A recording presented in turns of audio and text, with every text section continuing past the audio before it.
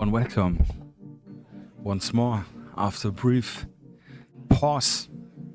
Guys and girls, if someone is watching.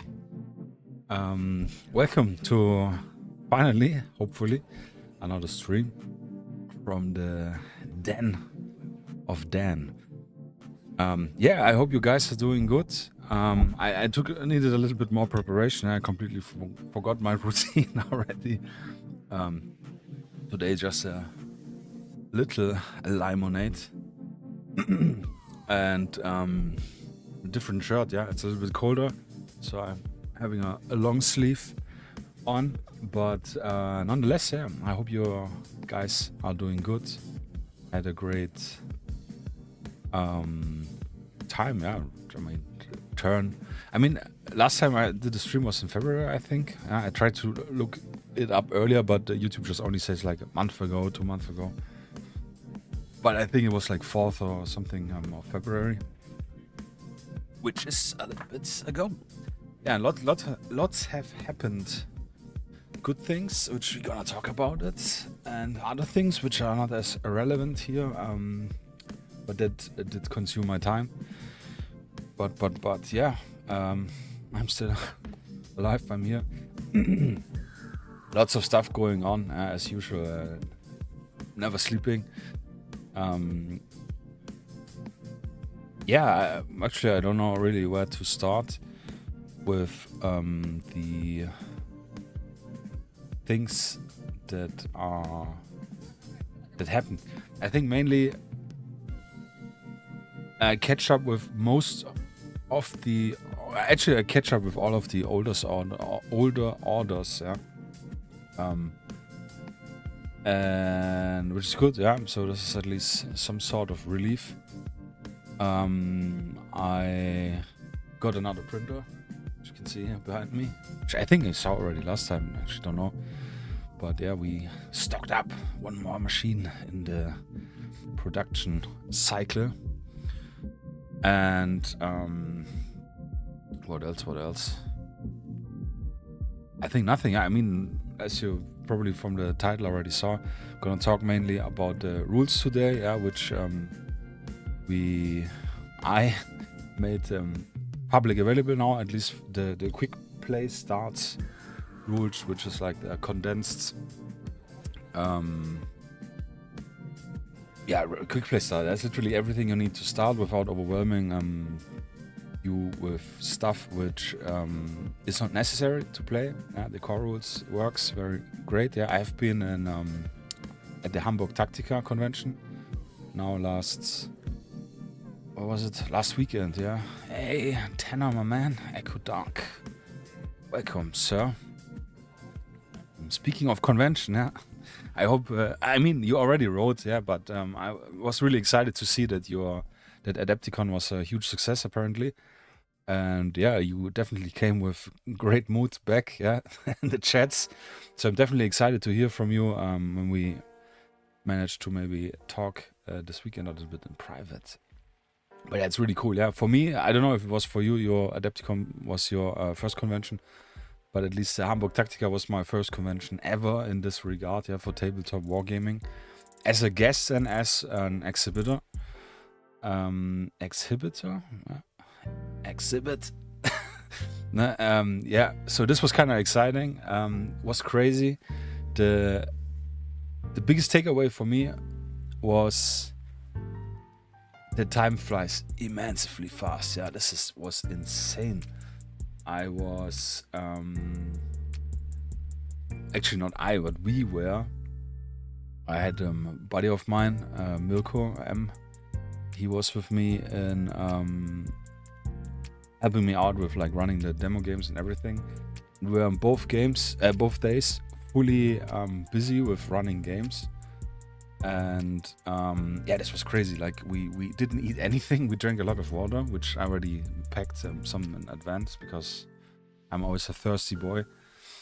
But it was extremely crazy that like the day completely passed, and it started like we were there the first day at 8 in the morning to set up the table and do some preparation, and it opened up at 10, I think, first day, and then it went until 7 or 8 p.m. And yeah, we didn't age. It was like one game after the other, and then obviously people asking, can I do this? Can I do that with the game system? And yeah, I also didn't have any hunger feeling or anything. But after people left and the day was more or less over, you really felt like we were crashing completely. Yeah. And they had like a little meet and greet, which was kind of cool. I hanged out a little bit with the guys from Asymmetric Warfare, which was great. Yeah, I mean, the beautiful table they had. I'm not sure if you guys have seen it, but they made like Ivan made like a huge container ship, which was probably scale accurate in terms of 28 millimeters. Huge thing. I don't know, it's just like 8 feet long or something, or more than 6 feet for sure. And the cool thing is, I really like this. They ran 2 games on the boat. Yeah, they had like one game which was on the bridge, and the other game was like on the main container cargo area, which yeah, so it was cool. Yeah, they had also a lot of people with them, so they could attend the players and yeah, take care of them, which was good. Which I really felt like if we had one more person, so like 3 people, then we would probably have a little bit more time to eat and do other stuff. And actually, see, I mean, we in the early day, on the first day before it opened, we walked around and checked out all the tables. But yeah, but that's it. But nonetheless, let's show some pictures. Actually, I want to keep the stream this today a little bit brief. We will not be painting. I'm sorry if you guys are excited for painting. Today, not painting. Nothing prepared. But actually, I have like I have tons of miniatures prepared. But yeah, it's not planned. I'm still a little bit busy. Where are the pictures? God damn it! And I didn't make many pictures due to the same reason. But what I can, the most important part for me was like that the reception and the feedback. And like I said, this was the first time. This iteration, yeah, the version 0.4, which is the current and very likely the final core of the game loop or the game core rules that have been publicly showcased, yeah. And it was really great that people managed to... Wait, let me first check the pictures, then I can talk, yeah. Multitasking, it's not my expertise, so here, this folder, demo boards, Tactica, yes. So let me throw them on the other screen. And you probably, if you're following my social media stuff, then you probably saw the pictures anyways. Yeah. But yeah, this was the board, 4x4 on foam board. Lots of Urban Scatter gaming buildings, and technically every building was from Urban Scatter. Shout out to Urban Scatter. Lots of fun. Container were mine. The bits were also mostly Urban Scatter. I had some trash bags which were from, I think, Blackside Studio. STLs which I downloaded. Yeah, all the little bits here on the buildings, the antennas, air conditioning, yeah, all Urban Scatter. Vehicles were a mix what I'm offering, Windham Graves, free from Thingiverse, Miska obviously. Yeah, but this was really cool. Yeah, the board was fantastic. It was way too big for what we wanted to play. But I had also, first of all, the intention, investing so much time in building a table, to use it more than just for this demo game. And with the buildings being all accessible, you can every floor take apart and walk. They have all interiors. They're not. I haven't fitted them out. The interior, they're all empty. Except for the objective room, which was this one, which I don't think I have a picture, but I have this little fly around, which we can watch in a moment. So yeah, I have various possibilities to play on this board, which is really cool. Yeah, but mainly we played only in this area here. And I reduced, this was also something after the first game, we reduced the amount of miniatures per side to just keep it within this 1 hour play. And it was pretty good, it worked really well in terms of explaining the game. People understanding it, yeah, foremost playing it, and a little after game chat, feedback, whatever, was all between 45 minutes and 1 hour and 15 minutes. We had also a game which was 15 minutes because someone tried to throw a grenade from this door out through the room to this door, which is a little bit more difficult. In terms of like, if it's scattered, then it most likely will not go through the door. And in this case it did scatter, and here we can see a little bit of the pinkish is the HVT, the high value target, which was a hacker, which both teams needed to detain. And yeah, then the hacker exploded with the grenade, and then it was technically game over. Yeah? This was the main objective. And yeah, talking about the objective, we had like one side starting behind this little garage here, and the other one starting here. In the second day we moved them up here, so this alleyway is not the main fighting range. And both had to grab the hacker. This side, the Russian ones, they need to bring it to the vehicle, and then it's game over. And the other guys needed to bring it to this black van on this side, yeah, from here, so alleyway. It was pretty good, yeah, it worked really well. I kept it simple in terms of composition. Both had literally mirrored teams. Hey, Donji, my man, guten Abend. Welcome, welcome. Hope you're doing good. Long time no see. Literally. And yeah, this worked really well. And the coolest thing was really that there are some hurdles not hurdles, but like things which I maybe need to change a little bit the wording. Also, obviously, it's in English, and most guests were German, so there's maybe general little discrepancy with the language. Well, the difficulties, I mean. But nonetheless, the cool thing was like everyone understood after the first turn. Yeah? There were no questions asked. It was completely clear what to do, how it works, and how to move. Only, for example, if they in the second turn wanted to throw a grenade, then I would re-ask how do I do this now, because I said to them if they want to throw a grenade, keep in mind it's 12-inch distance, and this the XS tool, this little thing here, those is the blast range with the kill zone in the center circle. Yeah, this is all what I gave, and then I said like if you want to throw a grenade, then I run you through. And yeah, I was super excited. And the most crazy thing was, and like I said, this was the first time giving public demos, besides playing with my buddy here and playing it online a few times. And yeah, the full feedback was 100% overwhelming positive. Yeah, people were so excited about it. They had so much fun. A lot of people that even haven't played, and obviously this is just from reading the little quick play rule, because where did I put it? I had actually printed some little flyer things, and I'm gonna show it a little bit on the other screen, which has technically it's the full core rules, with some exceptions. I had to cut some stuff out because I ran out of space to put in text.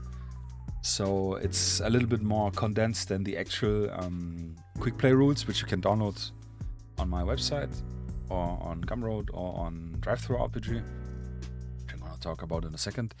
But yeah, the people they could look up, find again all the actions you could do.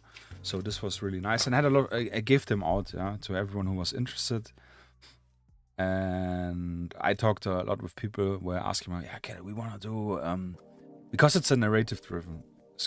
skirmish type game. And I had people asking me about, can I do Cold War with it? Can I do World War II with it? Can I do... I think with one, we talked about doing World War One, which I definitely want to do. And the other one was Star Wars, yeah, Legion with lasers and phasers. And I said, like, yeah, it's absolutely doable because, and I will explain this in a little bit later, step by step. Yeah, it's a catch-all type of game if you want to do any shooting stuff. Yeah, medieval things would maybe work, but would not be very suitable. But I have this in my mind, but this is not the priority. But yeah, it was overwhelming positive. People really liked it. I had the next day, second day, we had a few people, guys coming over and asking if they can play again. I said, like, if there's space, yeah, if they're finished and you come back, then why not? Or just coming back and talking with me about the game from previous day, and also, yeah, giving like positive feedback, like, oh, I was thinking about it all evening and talking with my friends, which was really made me really happy, because yeah, it's a pure passion project.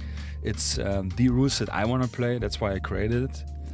And that's why I'm so excited about this. And I also was anxious in like I said, publicly showcasing it. But yeah, couldn't have gone better. I wish we had more time. Yeah, I definitely would like to do more games. But yeah, in terms of conventions, we will probably go in September to a smaller convention, or like meet with yard sale type of thing. But we got invited, but I didn't got any feedback yet from it. But this will be cool. And the cool thing is, and speaking about the board, what I said earlier, we will use the same boards, but with completely different mission. Which will we will do some adjustments, like replacing or adding other scatter things. But this will be really cool, and I think this will work very well. Yeah, we definitely need to do some test games before, just to balance it again in terms of the time with the scenario. But I think this will be really cool. And yeah, here's like one shot which we had in this alleyway. Here, this is garage where the other team is starting. Here, this is this little alleyway from this direction. And he was always full action, yeah, with the hacker. And really, I have not made much pictures because I was all the time talking, drinking water, talking more. Which was lots of fun, but completely missed in doing pictures. Yeah, this is the same angle, but from a little bit further away. Full action. Yeah, little dashboards also, which I'm gonna showcase now. I did a lot of supporting stuff for the rules. Here I did a little graphical edit earlier for the website, which I can quickly show. Yeah, I have a dedicated page. Just gonna drop the link in case you're watching this at a later point.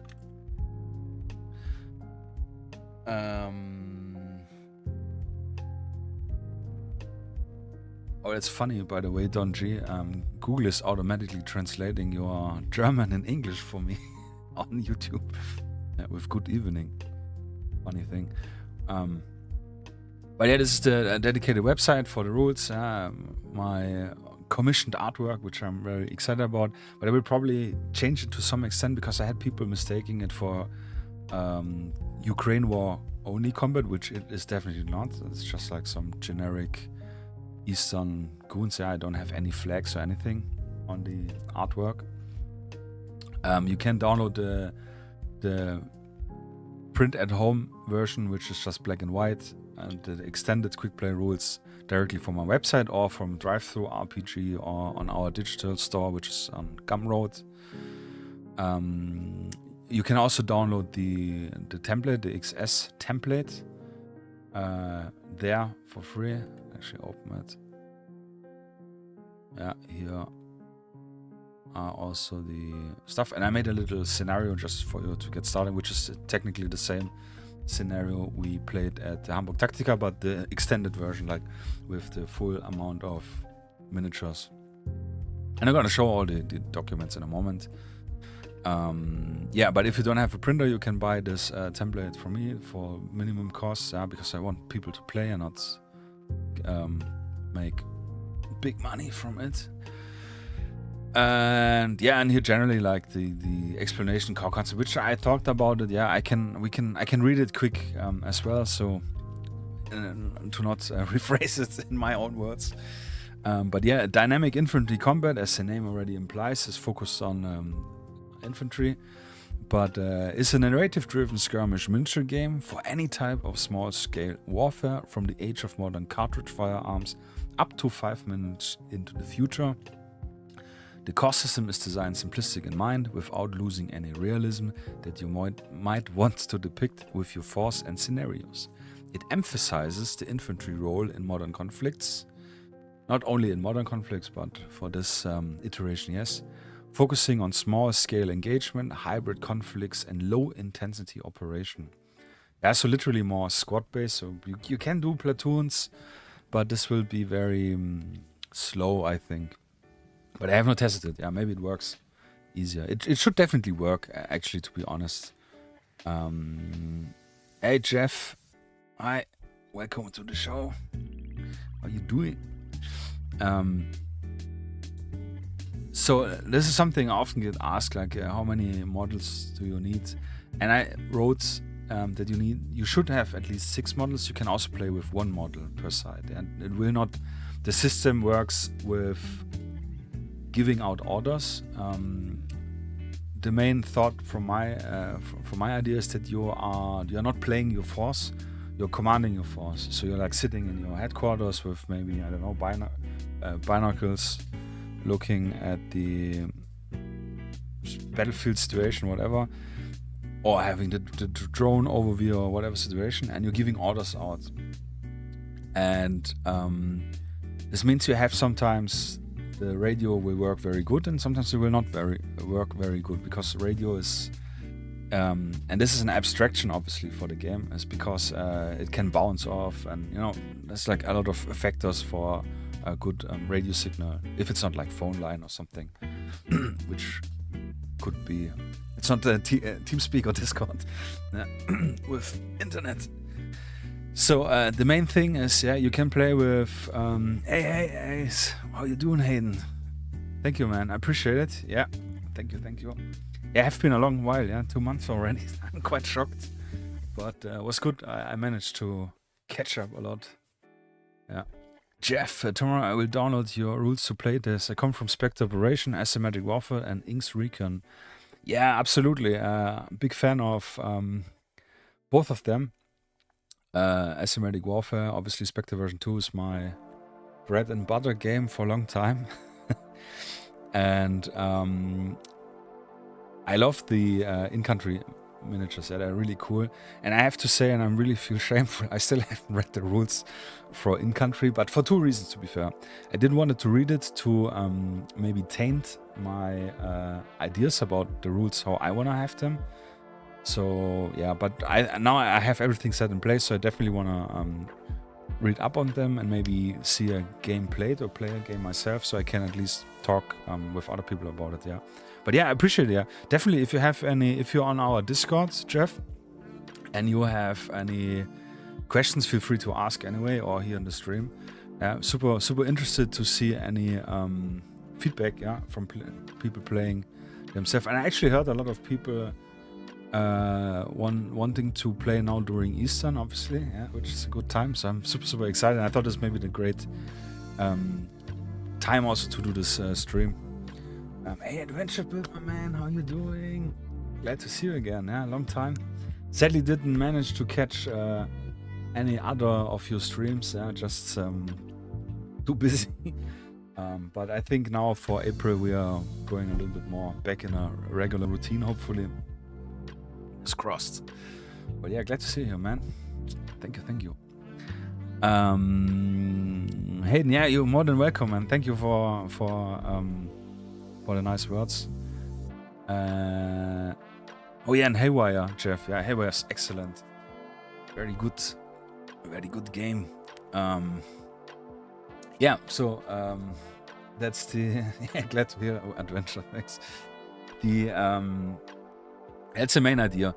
So to keep to go back here with the core concept, and I will again go with you through the little flyer thing and print it home, just to explain some things which is maybe easier to show it visually than just talking about it or just reading about it.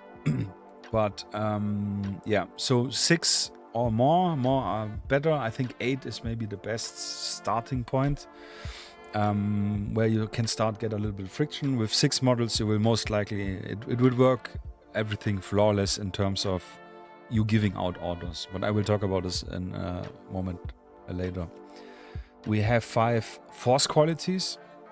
And this is how we actually before I actually could just start the PDF. Maybe easier to directly go in the rules. The rules. Print it out. So many subfolders. I can actually open the maybe less laggy as images. Yeah. I made one crucial mistake. I designed this completely in Photoshop, which is probably the worst thing to do with a print text document. Just because I really, after the convention, I wanted to make this as fast as possible, and I'm most comfortable with working with Photoshop. But there are quite a few spelling errors. So I will update this probably, I don't know, next 2 weeks. Fix some stuff, add some graphics in to explain some stuff a little bit better. But this at a later point. So we have, force quality wise, we have 5 force qualities, and as the name implies, it's how good you are. I actually wrote it pretty good, I think, here. Force quality is measured by experience with weapons and military equipment, as well as working together as a function communicating force. Because being good at shooting doesn't mean that you can be very good in working together. That's why we have this 5 tiers or force qualities. And yeah, you got your classic elites, which are like the best of the best. Veteran, which are maybe more like US Rangers, I would say. Law enforcement and regular army is like your normal military dudes. Criminals and irregulars, your militias, whatever. And then you have civilians and armed mobs, which are people which really never had any gun training or something. And this makes a big difference in terms of how the game works, because it makes me think that the best way to start this explaining or yeah, so the whole game is an action point based system. So each miniature, each activation, you can do 2 actions.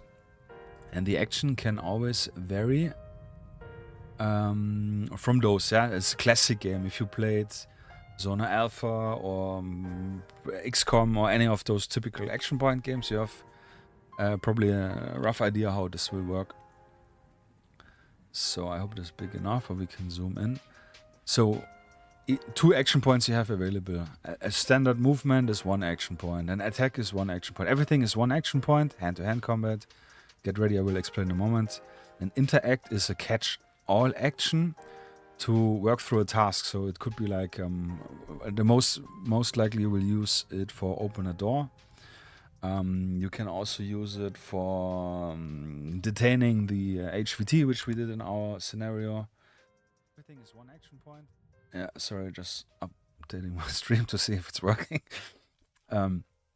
Or it could be like break open a safe, which maybe costs more actions to do it. You need successes, which you can bound into rolling a dice for a check. And I will talk about this in a moment as well. And the only action you have, which costs 2 action points, which is then full, is a rally action, which can only be done by a squad leader or a team leader. More on that later. So it's an action-based game. What you can... I think next spot. So yeah, so this is first thing. To play the game, we have various phases. We have the initiative roll phase, which is probably, this is the classic one for every skirmish type game. 2 players roll 2d6, and the whole system works with 2d6. The whole system is based on the probability of rolling 2d6 dices, which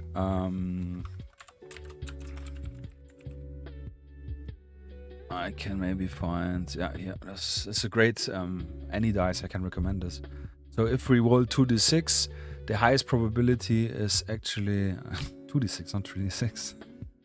The highest probability is a 7, with 16.67 that you roll with 2d6 dices as 7.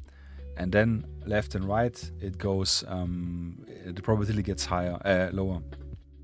So this whole system is the idea, the thought why I created this system, because I hate games.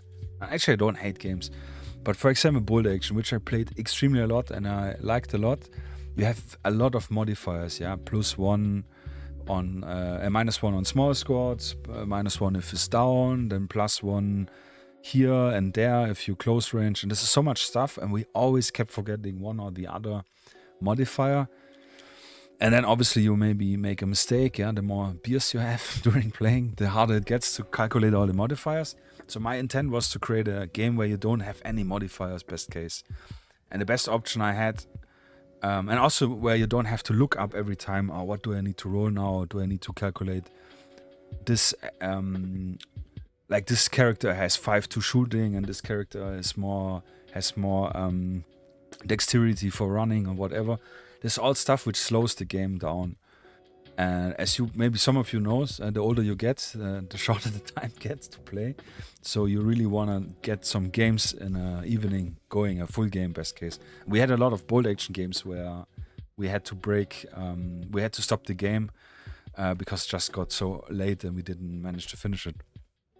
So just so you understand, so you had, for everything you roll 2d6. There's an exception which we will talk about in a moment.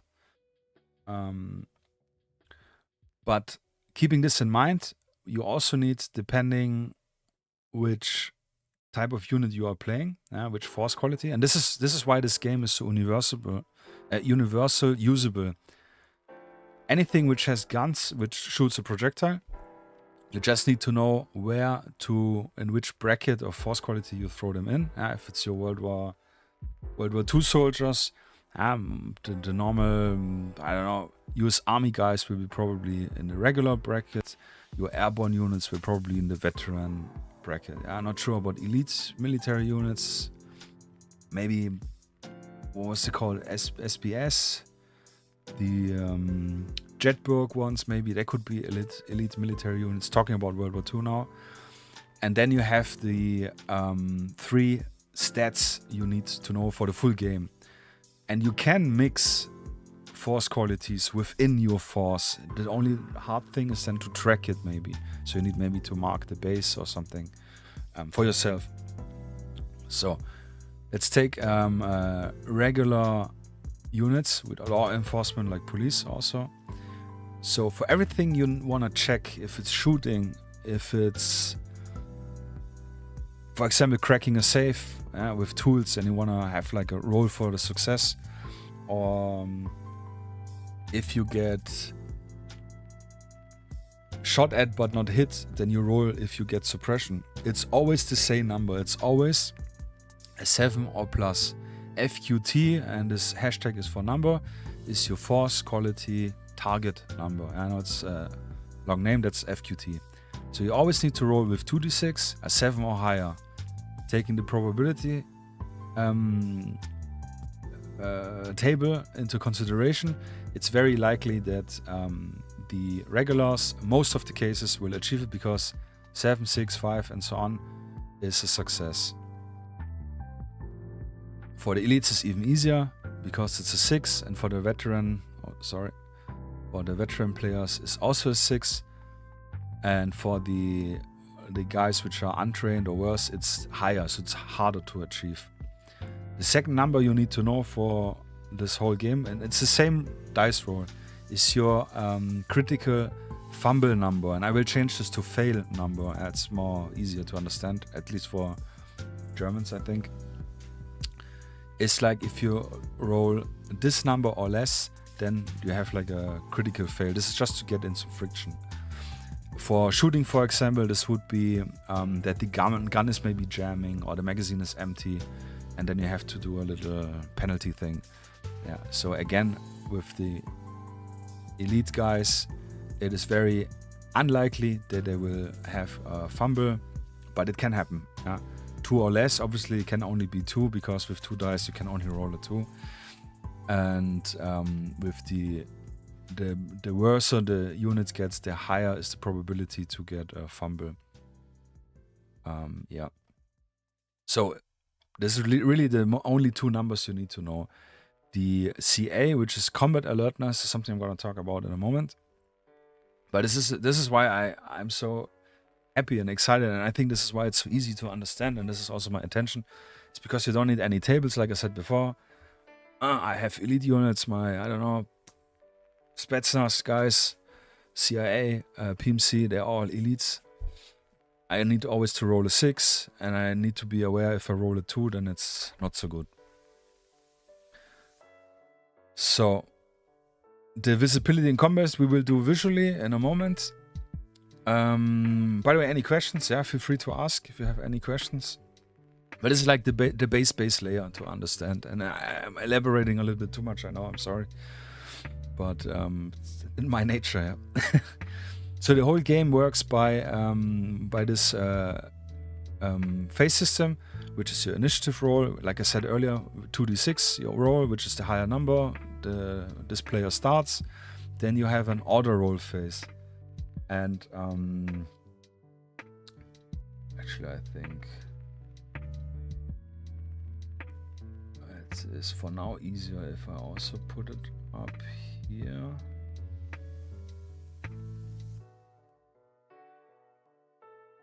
So I have the dashboard graphic just to showcase side by side. So, okay, let's say I got the initiative and my opponent didn't. So I start now with my order roll, and I roll 2d6. And actually, no, we're actually gonna do it on the other camera. Yeah, hold on for a second. I think it's better visually than painting it on the stuff, and that's why I have all here prepared. Also nice camera backed up. This is a rough example. This is by the way a test. Yeah, I will turned out pretty good 3D printing wise, but I do want to edit. There are some other stuff on it. But for example, I designed it. Also, I designed it in mind that when you're taking secret breaks, for example, or anything in between, that you will always be aware in which phase or in whichever in which phase you are currently playing and who has initiative or not. As well as grenades and everything work as a pool system. It's easier than tracking individual miniatures, but obviously you can always feel free to do whatever you prefer for your game system. Yeah. So for playing itself, you need 3d6. You most likely will use 2d6, but there's one variant where we'll use 3, which will give you a higher chance to reach your goal. I have now those dices, they have no meaning. It's just like they're very bright, and this is just like if you move the miniature, if it has done its action, then you place some token, so you know that this model has already done its action during this turn. So, and they're very bright, yeah, so if you have like a cluttered table like I have, you see them immediately. That's why I like this color. So order roll, yeah. So I won the initiative. Yeah, for example, we roll an initiative, Here this is a 10, and here we got a 5, so this guy has initiative. So he will start now with his order roll, and rolls 2d6. So he rolled a 5 and a 2. Orders, like I said, we are commanding officer or commander or whatever, and giving orders away. Each pip on the dice, each dot or number, not number, but the dot, is one order, and an order equals to an activation. An activation, and this is where it's sometimes difficult to explain, at least I noticed this. An activation can be one model, which then has 2 action points, which it can do, but you can also activate 2, 3, or up to 4 models with one order. I'm going through the radio and saying like, hey, guy 1, 2, 3, you will be doing this. The difference with activating an individual, because you are probably now thinking, yeah, I will always activate 4 because you can do it in more. First of all, you can only activate a model once per turn, and one turn is what I showed here, is like initiative roll, order roll, activation 1, 2, 3, and a reset is one turn. And if you activate a model individually, you have the full control of it. If you do one move, I will do one movement and one shooting action, I will have the full control over the model. If I'm going to activate 2 models or 3 or 4 or whatever, they have to do exactly the same with the 2 action points. So they will all move to the same direction, and they will all shoot at the same target. Obviously this gives you more shooting options, because each model you roll once for the shooting action, but you will not have the full control in like trying to flank and, you know, all the stuff. So this is the downside. Hayden, I know you have been very busy with this game, but have you had any time for any painting? Yes and no. I did not paint any. Actually, I did paint models. Yeah, you're right. I painted 10, I think, or more models, but I did not go as extreme as I usually do. I actually can show them in a bit. Yeah, after we go through. That's actually a good point. I painted the new models for the demo game, and I painted a bunch of cars, but those are in the garage right now, for the table. But yeah, actually you're right, because I was talking earlier and I forgot about it. But yeah, yes, and I will definitely paint the next stream. We're gonna paint again. Yeah, I still have so many here unpainted, and the motivation is definitely there. Just being the adult and prioritizing different things, yeah, as you know. Pain of being not in school anymore. Or at least not living with the parents, you know, it's a type of situation. So yeah, so every order is one activation, and every activation is 1 or up to 4 models to move. So next step, I rolled this order, 5 orders and 2 orders. Now you don't count them together as 7, but we have here in the dashboard, I've indicated phase 1 and phase 2, as well as phase 3, but I'm gonna talk about this later. And since I have the initiative, I have now to decide already in advance if I want to use up to 5 orders in the first phase and 2 in the second phase, or vice versa. So yeah, I have to commit to this. Very often in the beginning of the game, depending what you want to do, obviously it makes sense to activate as much as possible, then later. The difference here is that we alternate the players between phase 1 and 2. So I rolled for initiative, we rolled for initiative, I got initiative, I roll my order, I do my phase 1 now, I finish my phase 1, then the opponent player rolls for his order. And this is very important, because if I, who has the initiative now, knows that my opponent rolled, like here, very poorly, I will probably play more aggressive. So it's very important to know, to let the initiative player play out the first phase, and then the opponent rolls for his orders. So I did my orders, I put it down so I know it's done. Then the opponent rolled for his order. He's like, ah, shit, what I'm gonna do? Okay, I'm gonna first do 2 and then he's gonna do 3. So he can react a little bit more what I'm gonna do. So he will play his 3 orders out. Actually, we can simulate it on 2 dashboards. So yeah, he rolled this. Then he plays his 2 orders out. Maybe activated only 2 and 2 guys, yeah, just to get a better position, whatever. Then the initiative player does his up to 2 orders again. Then he does his other orders. And then there's phase 3, and this is important. Phase 3 has 2 options. Either you can activate every model which has not been activated yet, but it can only do a 3-inch move. Nothing else.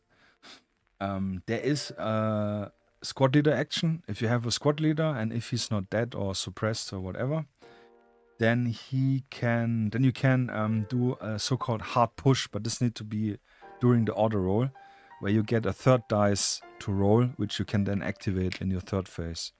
If you don't do the hard push, and it comes also with a risk, which I'm talking about in a moment, you can just in the 3rd phase activate everything which was not able to activate.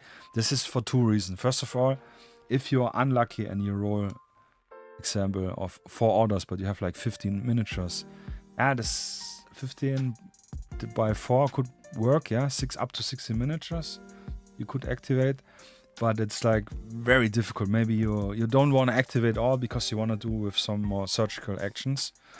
This gives still the opportunity to move your guys a little bit more to the front, or like putting them behind cover, because adventure, no worry, thank you, man.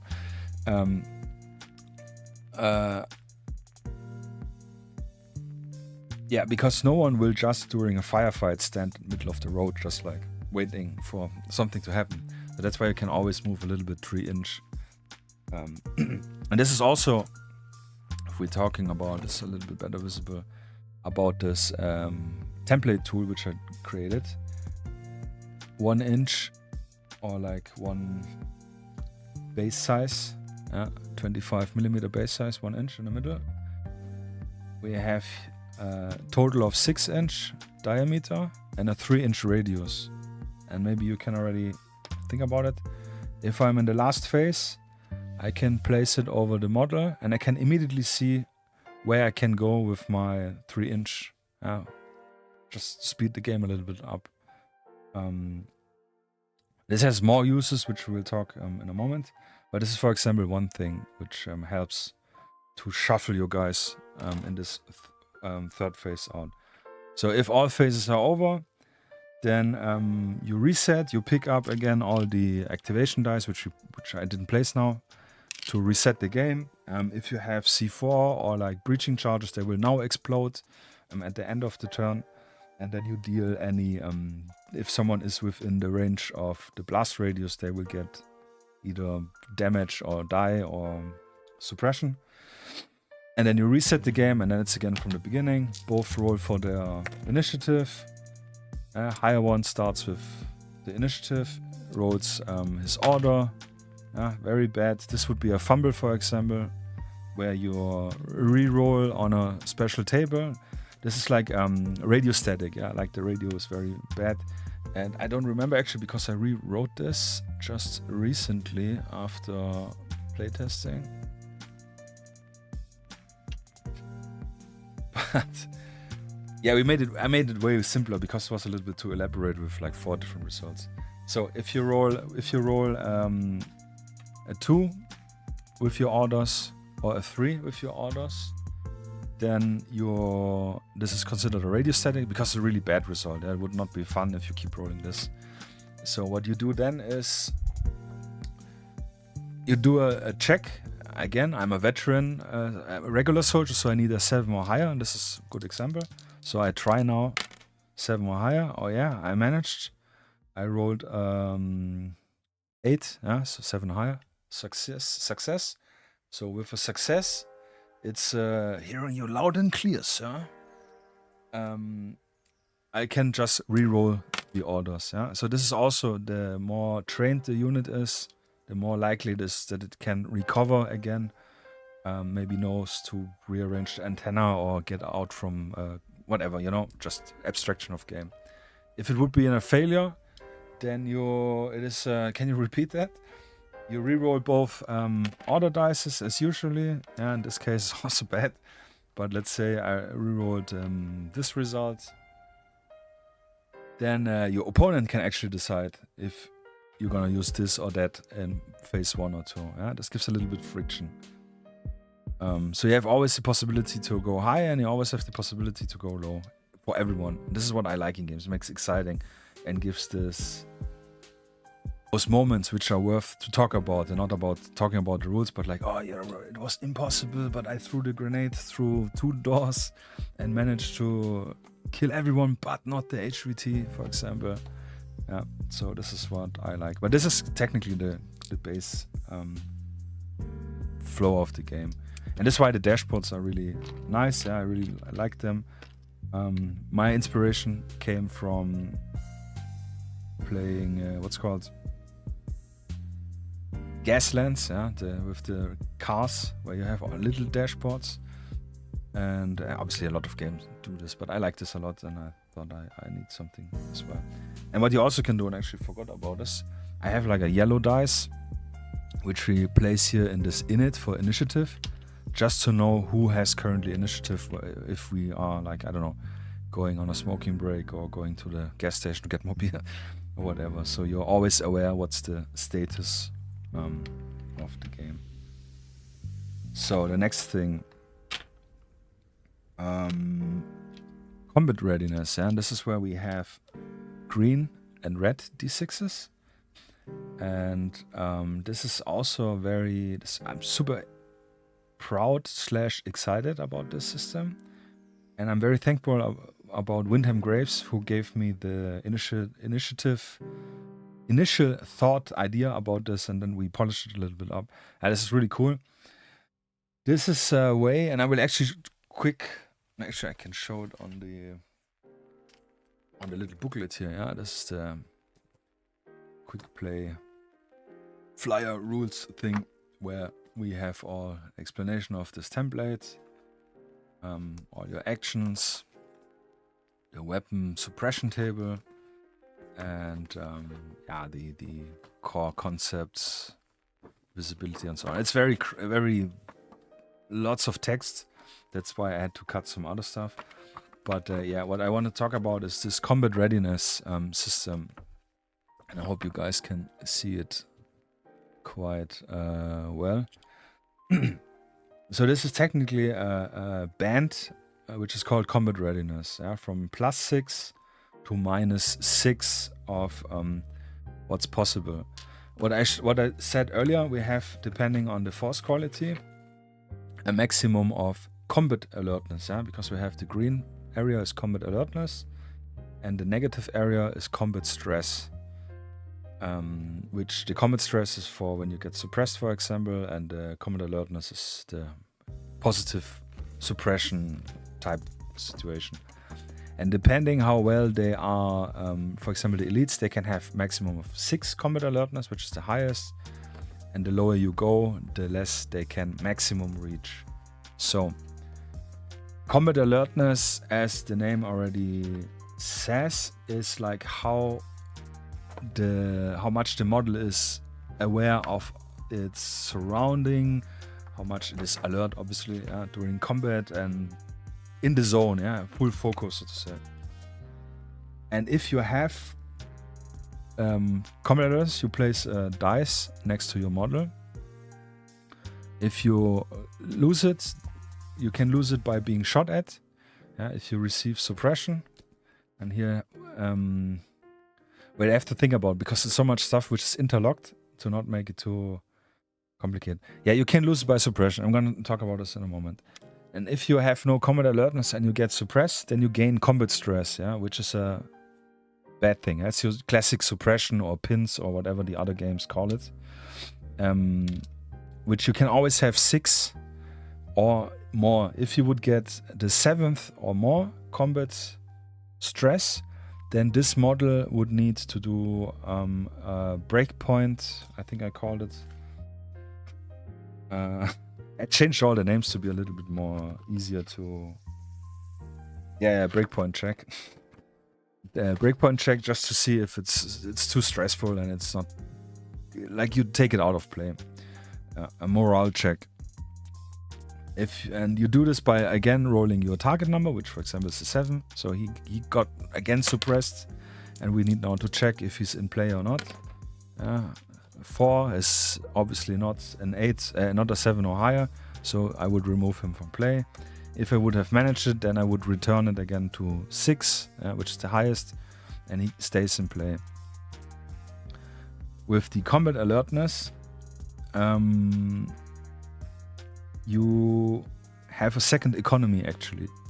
So I said earlier, every model has 2 action points. So every activation you can spend 2 activation, which I said like moving, or moving twice, or shooting twice, or I don't know, moving to the nothing. This one.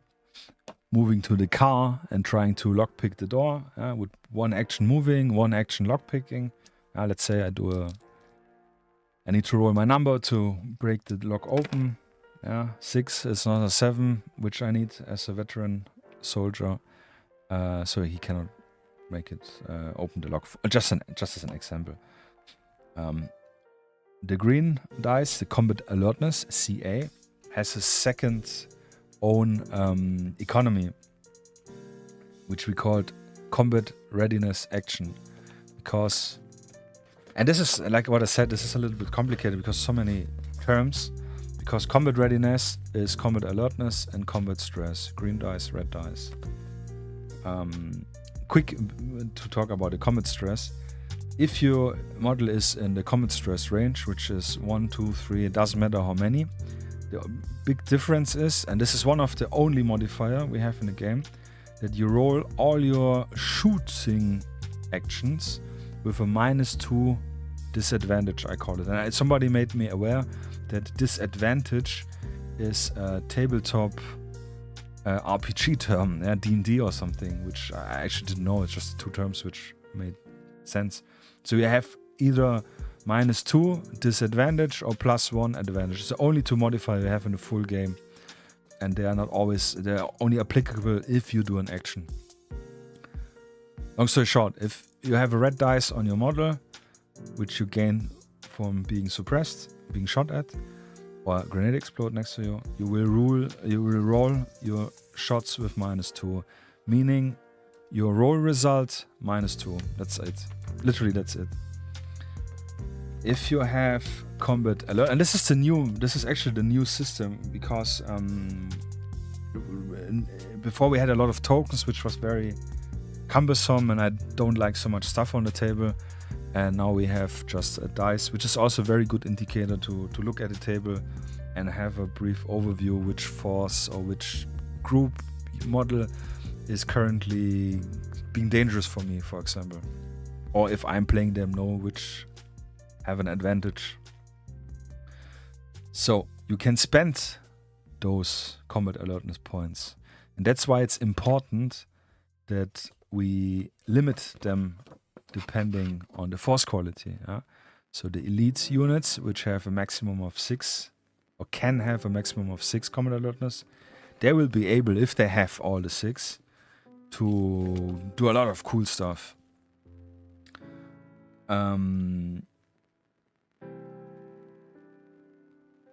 Before we go into the actions, you get combat alertness if you spend an order. Order roll, like we did before. 4 and 2. I activate this model. It has 0 right now. I activate it with 1 dice, with 1 pip here. I give him 1 combat alertness. Crucial thing, if I'm gonna activate, and this is also where it makes a difference, if I activate 1, 2, 3 or 4, 1 pip, 1 order only generates 1.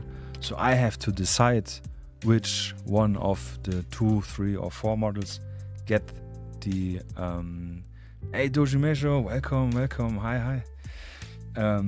you decide which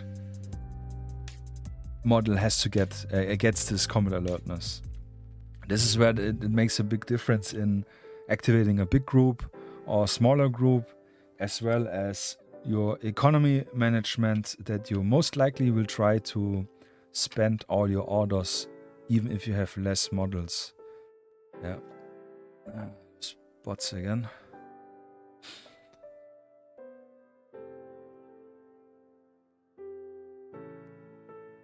Sorry, removing this guy.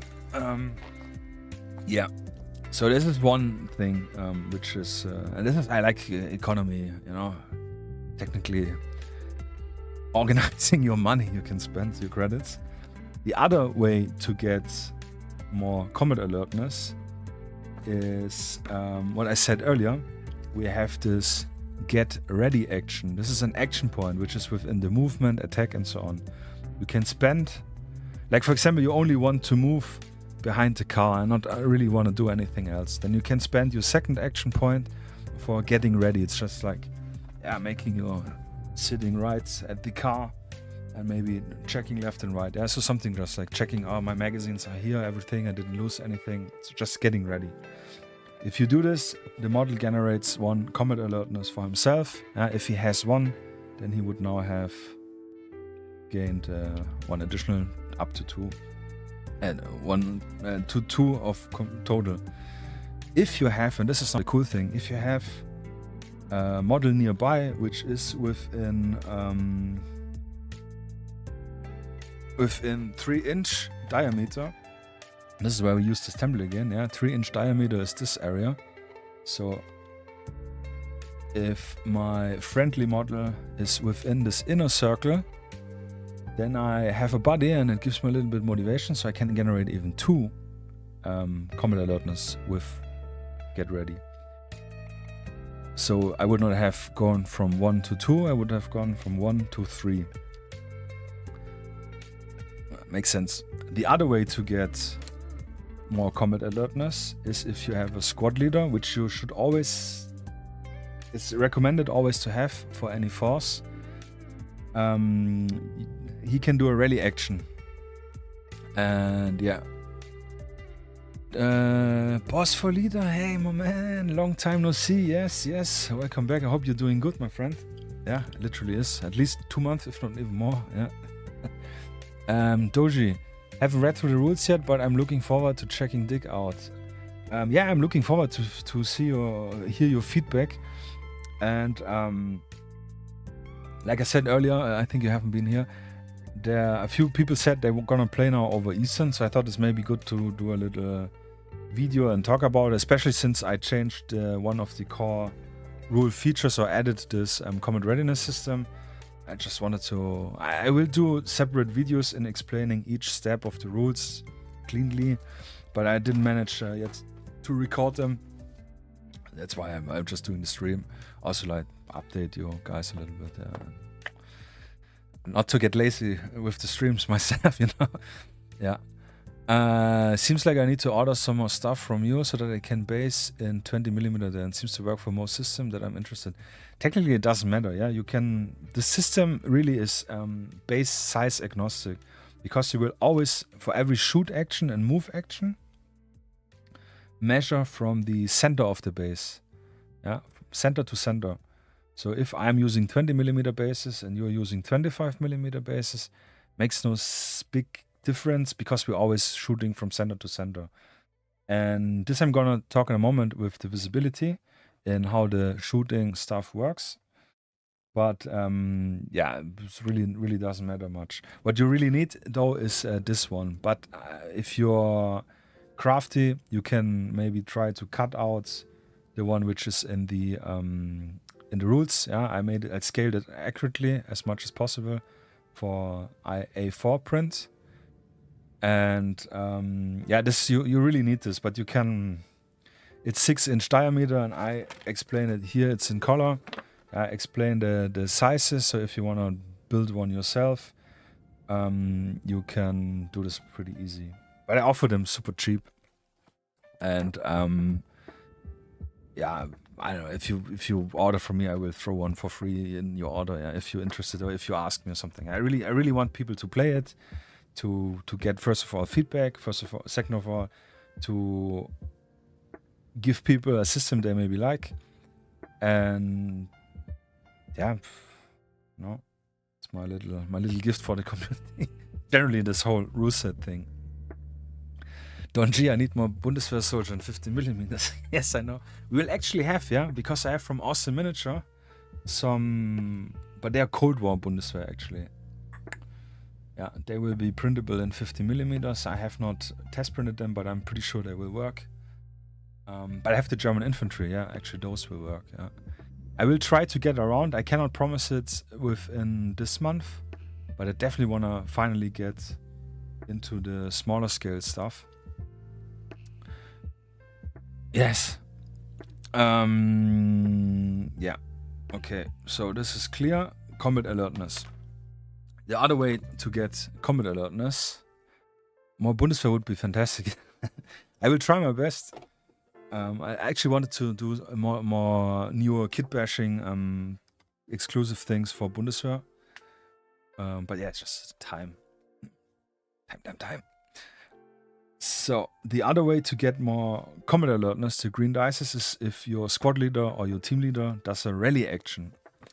And the rally action is, like I said earlier, the only one which costs 2 action points.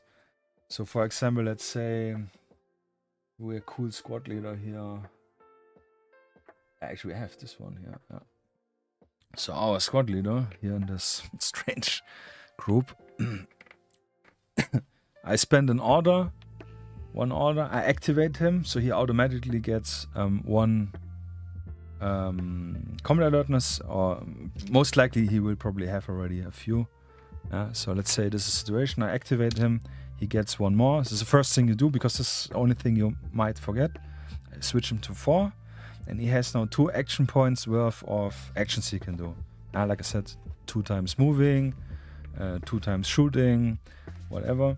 Or, because he's the squad leader, he can do a rally action. And the rally action is, and if you played, I think, bolt action, it's quite similar, I think. Actually not, but this could... yeah, one step after the other. Yeah, the... depending again on the force quality, the squad leader generates up from the lowest one, so the untrained generates 3, and the elite generates 7 combat alertness. And you can give them to all your friendly models within a certain range. Yeah, 18-inch, 12-inch, or 16-inch range. So technically this is 6-inch.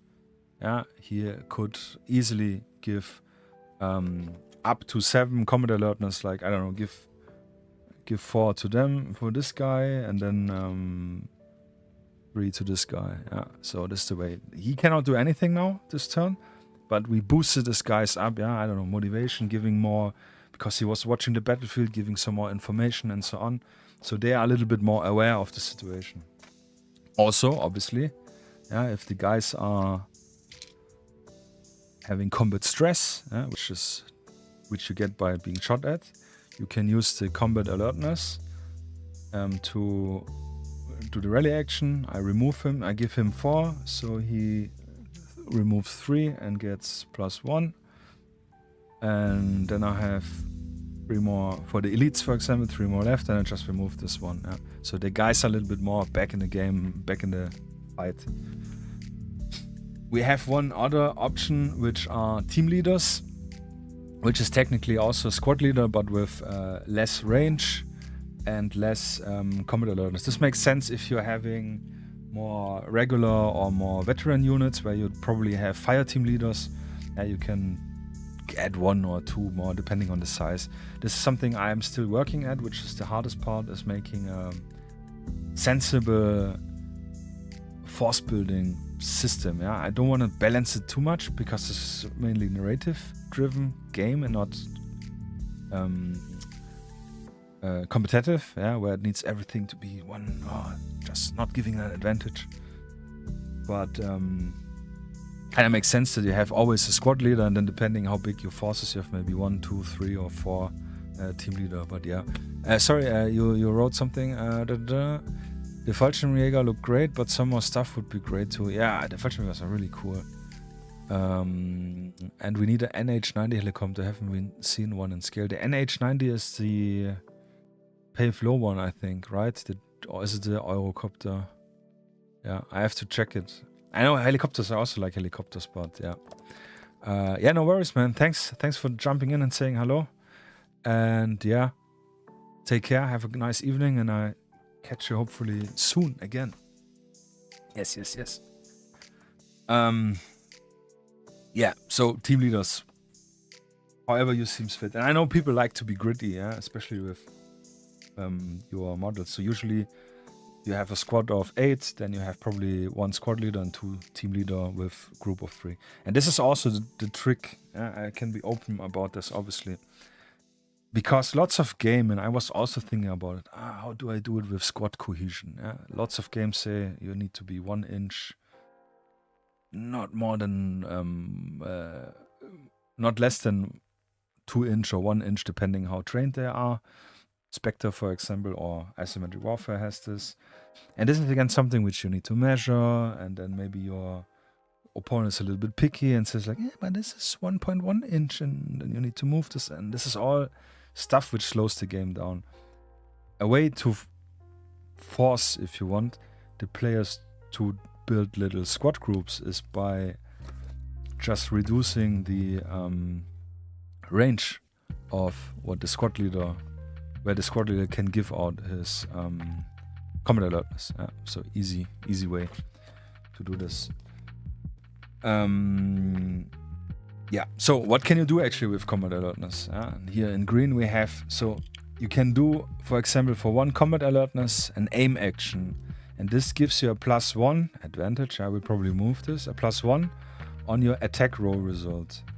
And we will talk about shooting in a moment. So for example, I roll a... Okay. I roll a 11, so I get on my result a +1, which equals to a 12 if I aim. I can do a focus, which is costs 1 combat alertness, but, and I will talk in a moment here, if you have 4 or more combat alertness, this is a free action to use. This is mainly to use if you have a sniper who has a sniper scope, or if you have an LMG to do suppression fire. 4+ for 2 reasons. 4+ can only do the regulars, elites, and the veterans and the elites, and the untrained and civilians, they will not be able to do this as a free action, because they're just not trained enough to be so focused and good. Obviously with here, with the regulars, 4 is like the maximum, so they need really... But it kind of makes sense, you know, the sniper sitting maybe behind, he's there watching, breathing, and has 4, so he's a little bit more aware, so he can use this for free without losing any awareness.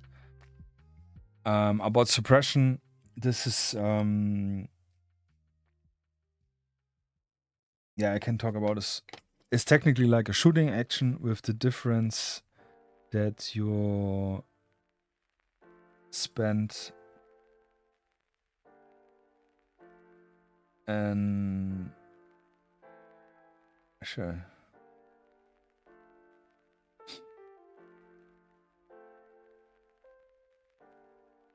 No, this is a separate action. It's actually a good point, yeah. Actually didn't thought about it. But yeah, you can actually shoot and suppress, I think. Nonetheless, suppression works in this way. If you need an LMG or an MMG, some type of machine gun to do this. I don't have, do I have one? Yeah, we have here this cool 90s Delta guy, Black Hawk Down.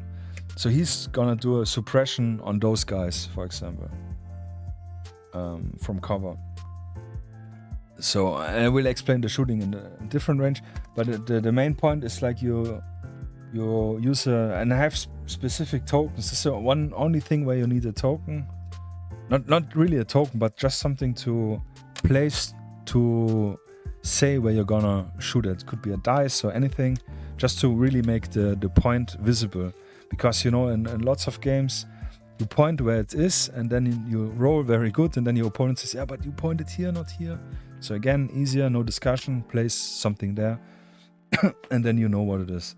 Then to do the suppression, you do with everything a check if it's working as intended. Yeah, let's say this guy is veteran. Veteran needs to roll a 6+, and a 3 or lower is a fumble. I roll a 6, yeah, so success. So my suppression fire goes as planned, and we use again this template for everything. Place it over the token, and everything which is within range will get suppression according to the weapon type. So this guy here, for example, is using an M249, which is a light machine gun, because, and this I will, yeah, I think I can bring right now in, the weapons are separated by cartridge size. So group 1 is all your pistol cartridge. Hey Kazam, thanks for the subscription, man. Appreciate it. Weapon group 1 is all your pistol weapons, so like pistols, obviously machine pistol, SMGs, and most personal defense weapon. Doji Major, yeah. Oh, I think those are latecomer subscriptions, but yeah, I appreciate it. Then weapon group 2 is your intermediate rifle cartridge weapon, which is your classic 5.56 or AK rounds or so on. Yeah, assault rifles and LMGs, which we have here. Weapon group 3 is your full power or rifle cartridge, which is your sniper, your medium machine guns, and the shotguns. Yeah, shotguns are really spicy here in this game, which they are in reality as well. And the 4th group, and this is why it's orange, are like explosives and heavy weapons. For example, yeah, grenades, rockets, heavy machine guns, so 12.7 millimeters, and anti-material sniper rifles or rifles.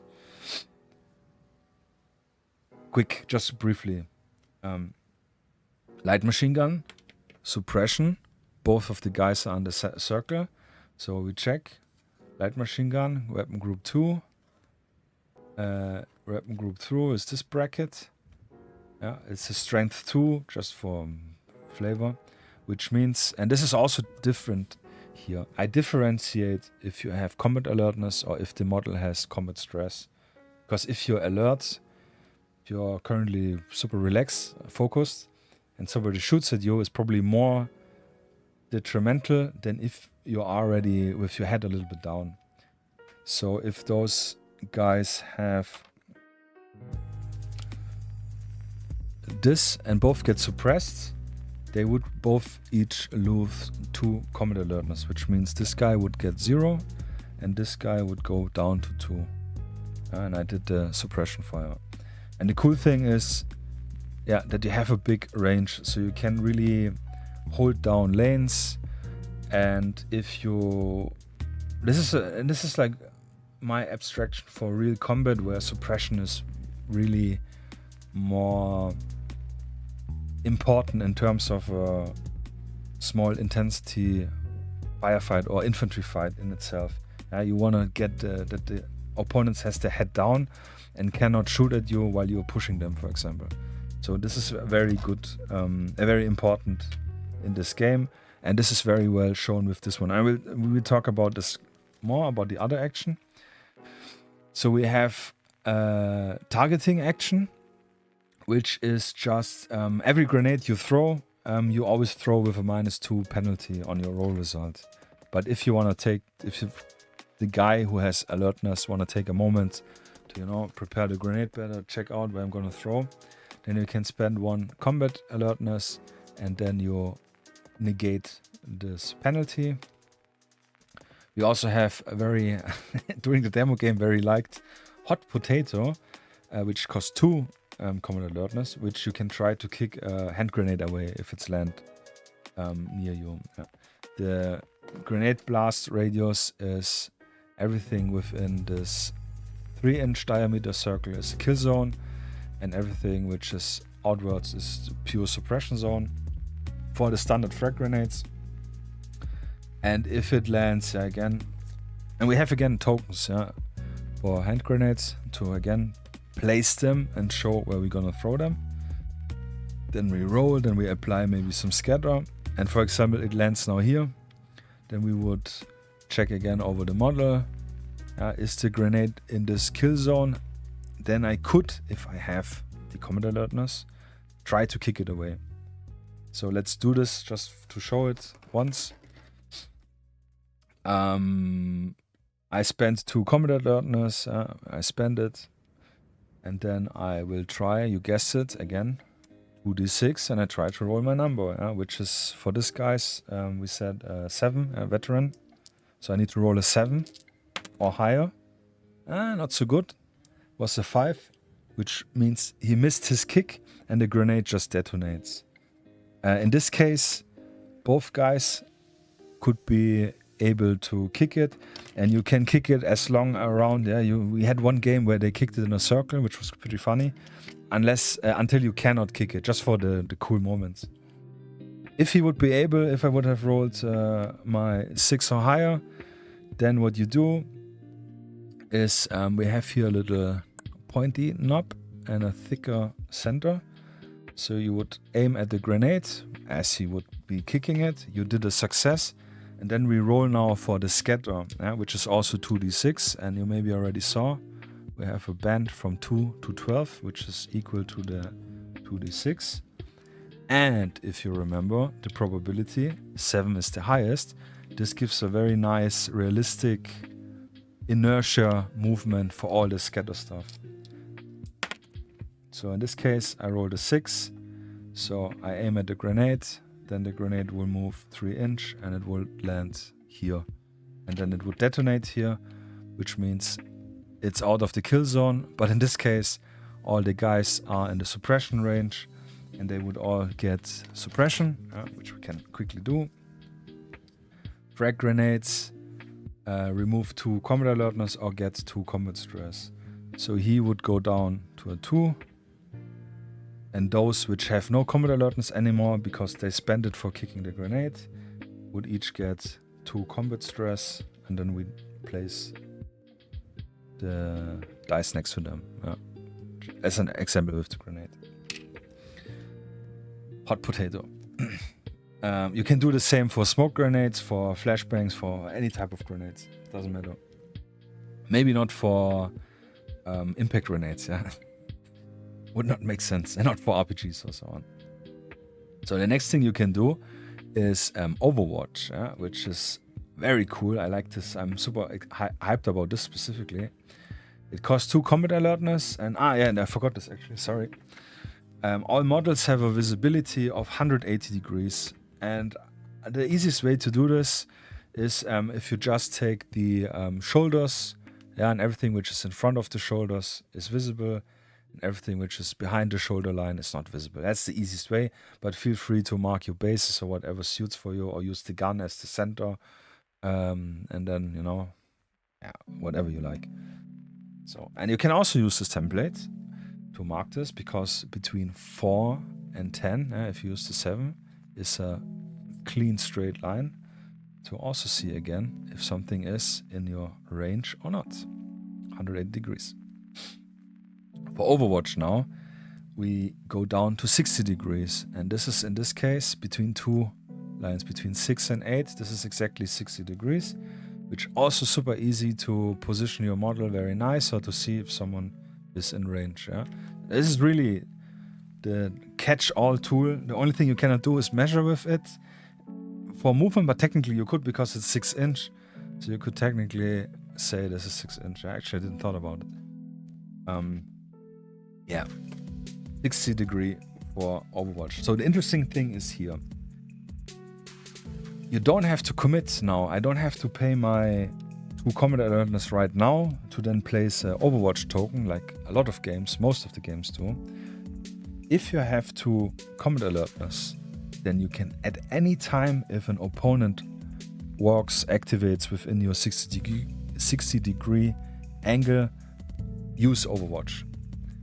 And this makes the game dynamic, because neither I need to commit in advance for this, nor does the opponent know, will I use my 2 combat alertness to shoot at him, or do I save it up for some other action I want to do, like throwing the grenade or something.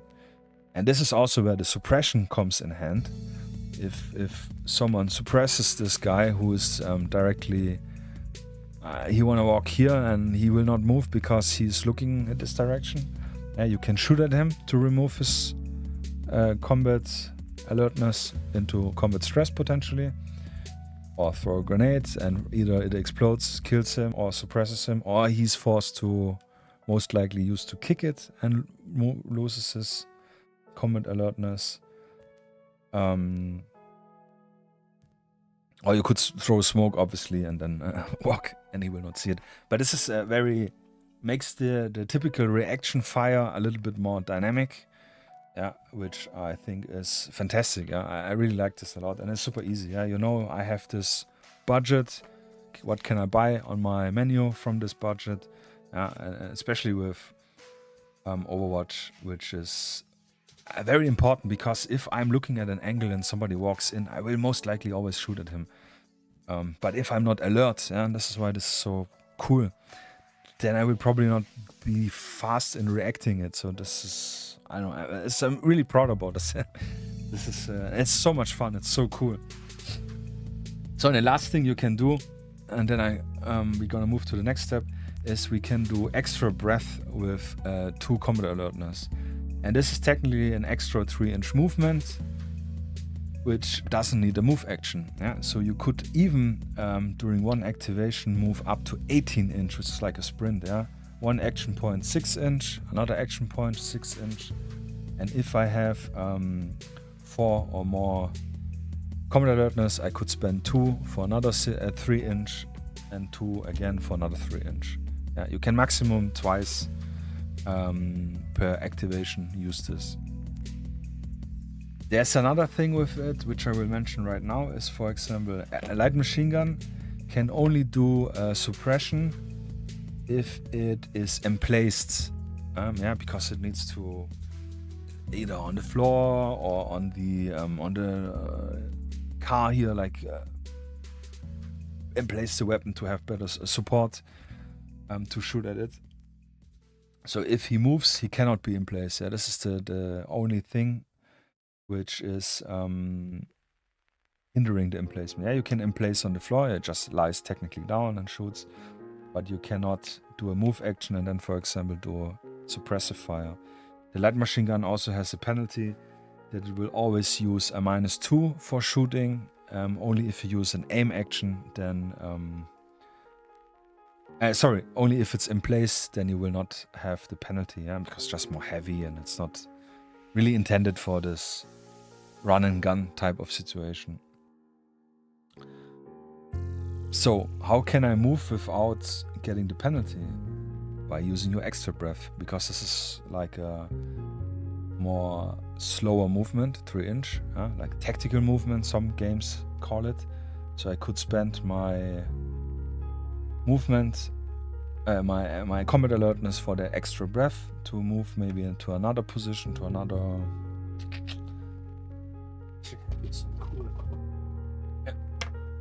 To move, for example, from here to here. You don't know if it's 3 inch, more or less. Let's say it's here, so this would be 3 inch. So I could move towards here and would still be emplaced, and could then do a suppressive fire or like with aim shoot at a target.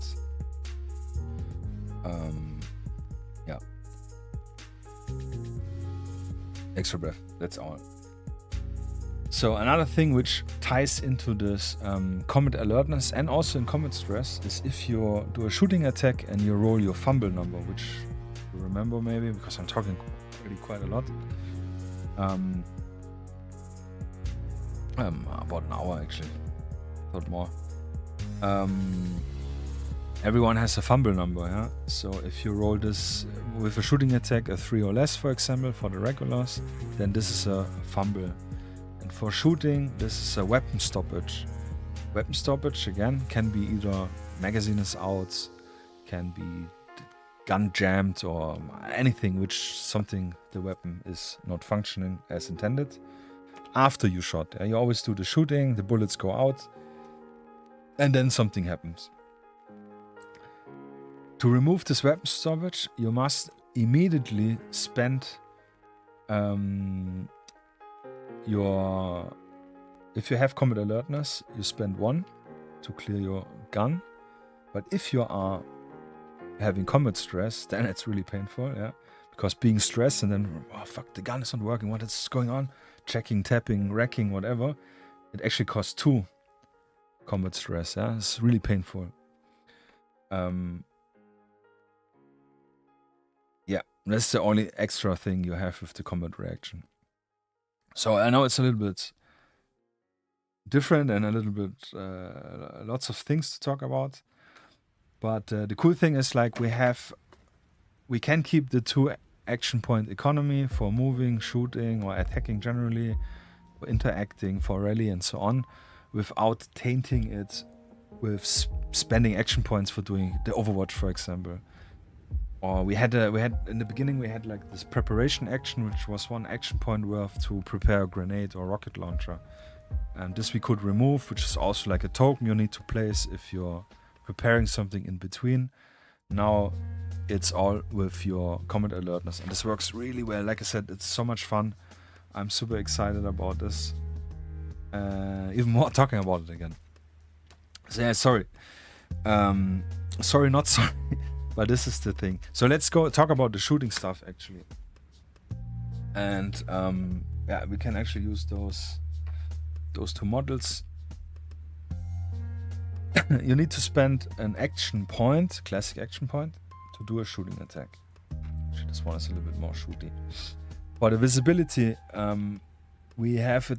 I have it simplified as much as possible, because maybe some of you guys know this, like going on your knees, looking at the table edge, and how much percentage I'm seeing him, and all the stuff is really not my thing. It's quite annoying, and I just want to keep it simple.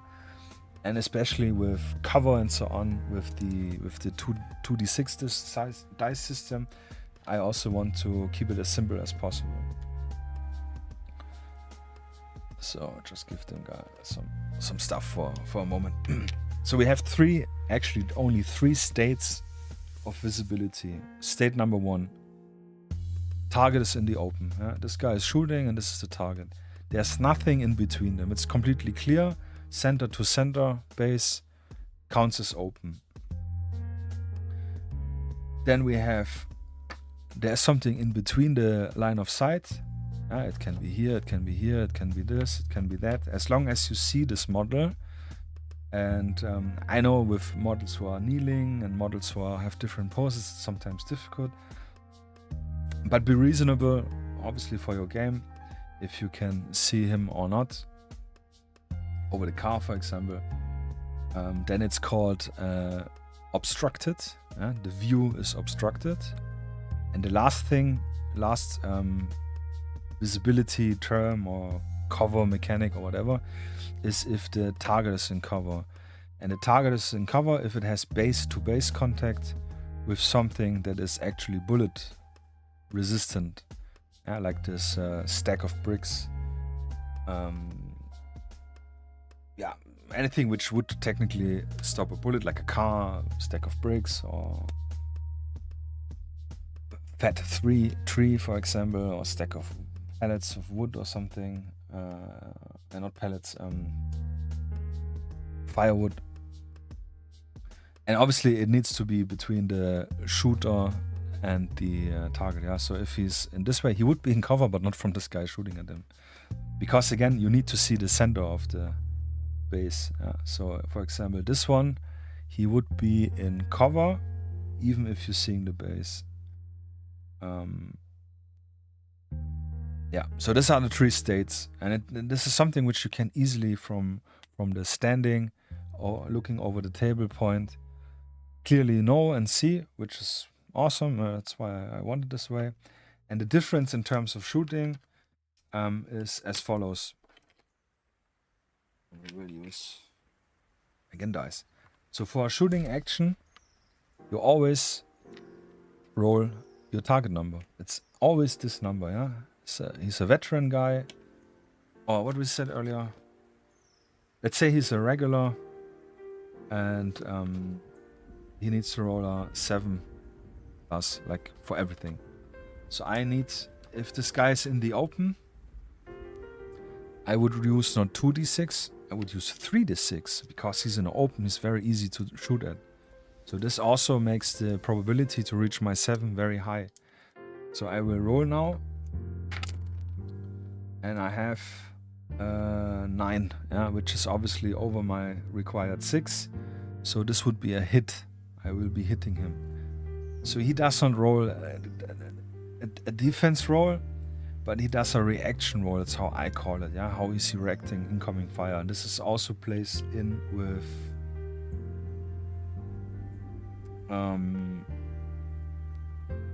yeah, like how good he is using cover for or stuff which is lying around.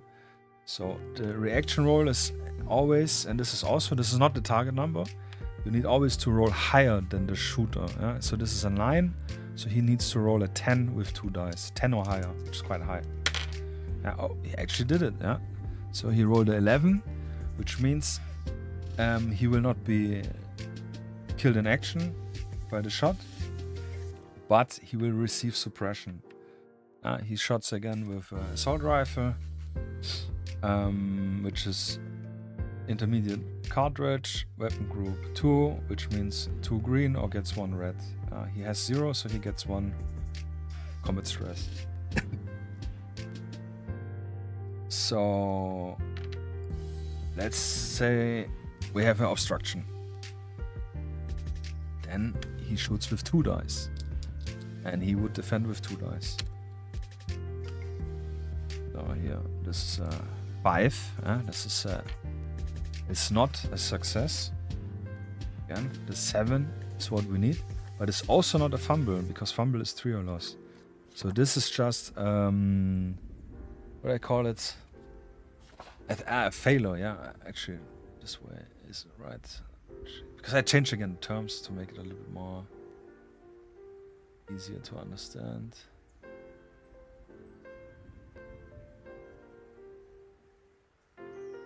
Yeah, failure it's called, sorry, yeah. So it's not a success, it's a failure, but it's not a fumble.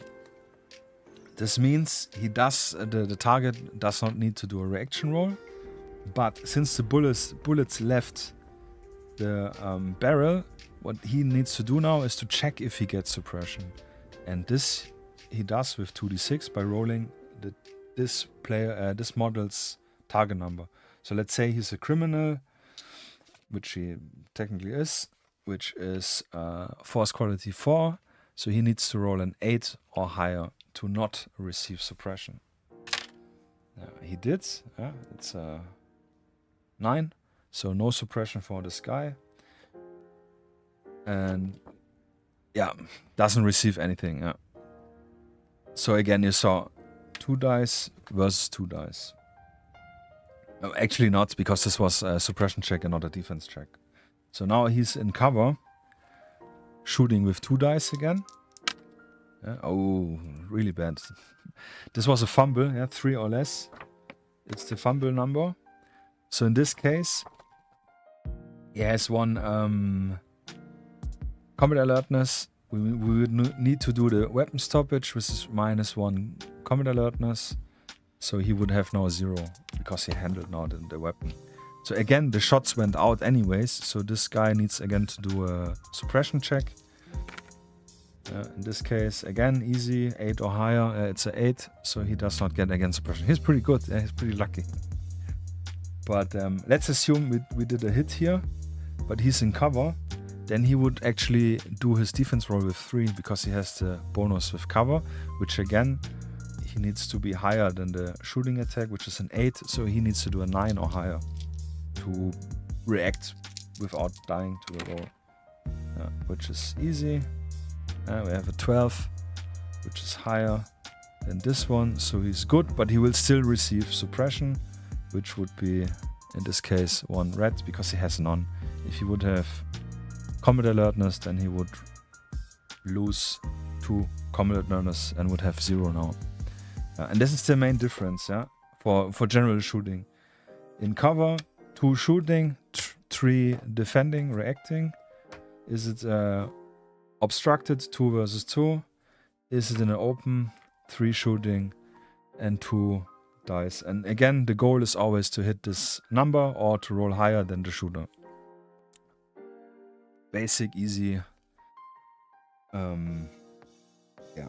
Only thing you need to check actually is the suppression stuff, but if all your guys have assault rifles, then you pretty quick have this in your head.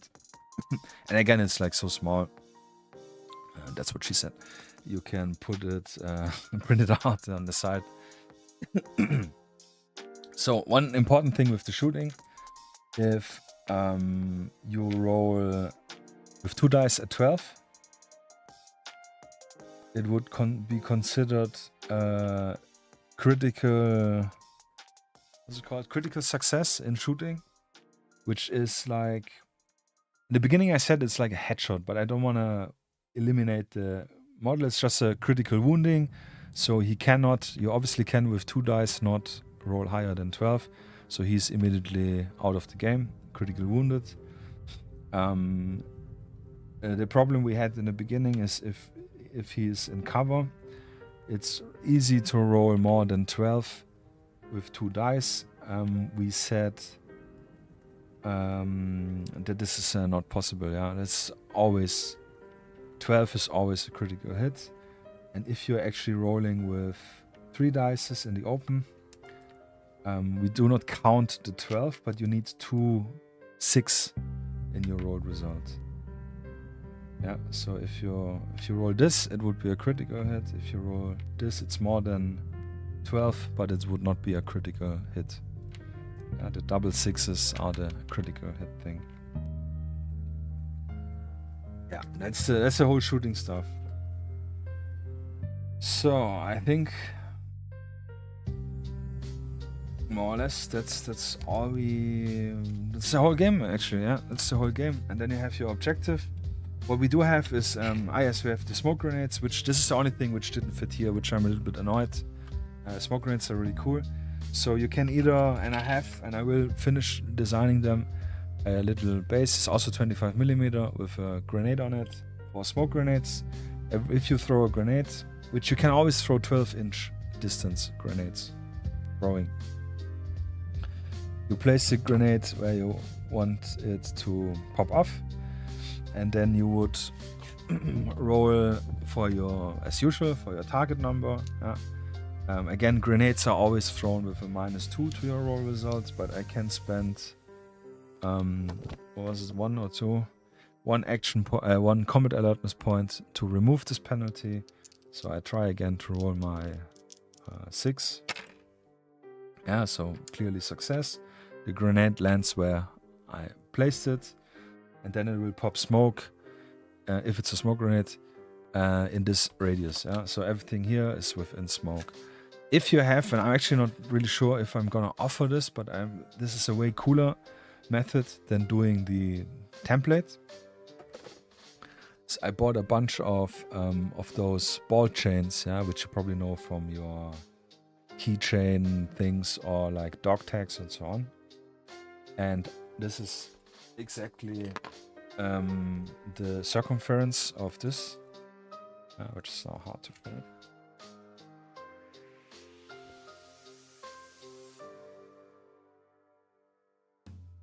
Yeah, but it is the same distance. So you have a 6-inch diameter, and this is actually way cooler than having this template, because if you would have like an alley, the smoke would be volumetric. Yeah, so it probably would have not a circle, but more like an elongated smoke area. If we have here 2 building walls, and you would place the ring always that the smoke grenade is in the center. And this also makes it possible to walk in the smoke or through the smoke. You cannot shoot in the smoke, and you cannot shoot out of the smoke. And you can also not shoot if you're inside this smoke. Yes, It's not as visually attractive than using cotton balls or something, but this is a cool method. So if you have, I bought this like, I don't know, 2 meters or something, so we'll probably throw them in the store in a complete package with dashboards, dices, and all the tokens if you are interested. But like I said, you can just use the template. It's easier, works very well. So the thing with the smoke is, and this is why I designed those here, which has a number 1 to 6. Smoke grenades usually need to disappear at a point, and I don't want to have it very clear, like say like after 2 turns it removes or dissipates. I want it a little bit more random. That's why, and this is an idea from my buddy M, who had this idea with the smoke grenade. So you use this to place again where you want to throw the smoke. I throw it, it pops off. And then at the end of the turn, you will roll. It's my smoke. I will roll again my FQT number, which is a 6 or better, to see if the smoke stays or not. So it's a 7. The smoke stays. We reset the turn and start a new turn. So by starting the new turn, I flip it over and to show the 1. This is now a modifier on my check if the smoke moves away. So in the next turn, you will roll after each phase. Phase 1, phase 2, phase 3. After all players did their phases, not you only. So phase 1, opponent played, I played. Now I roll again for my 6 and have this as a minus on my roll result. So it's a 12, minus 1 is a 11, it's still more than 6. Smoke grenade stays. Now I flip it over to 2. We do phase 2, phase 2. Now again I check. I have a 6 minus 2, actually is a 4, it's less than 6, so the smoke is now away. And this makes the chance higher that the smoke disappears after each phase, with still being very unlikely to know when it's gonna disappear. And the cool thing again with the force quality, like the elites having only a 6 and the untrained civilians have a 9 to roll as a target number, that the smoke grenades for the elites will probably very high military grade, very good smoke grenades, versus the civilians will have some unconventional one which they did in their kitchen or something, which will be more likely to disappear faster than the military ones. Yeah, the smoke grenade is pretty cool. It's cool to. It's called the handling, feeling. But you can obviously use just any, and you can use generally for any of those grenades just a base or whatever you have. It should be 25mm just for the case, because the center is 25mm. It's just easier to target, pinpoint it. And for the smoke grenades, you can just place a dice next to it, on it, to know when what's the modifier on it. So no gatekeeping with any tools and tokens. So if you want the cool, nice tokens, you can get them. If you don't want them, just use anything you have.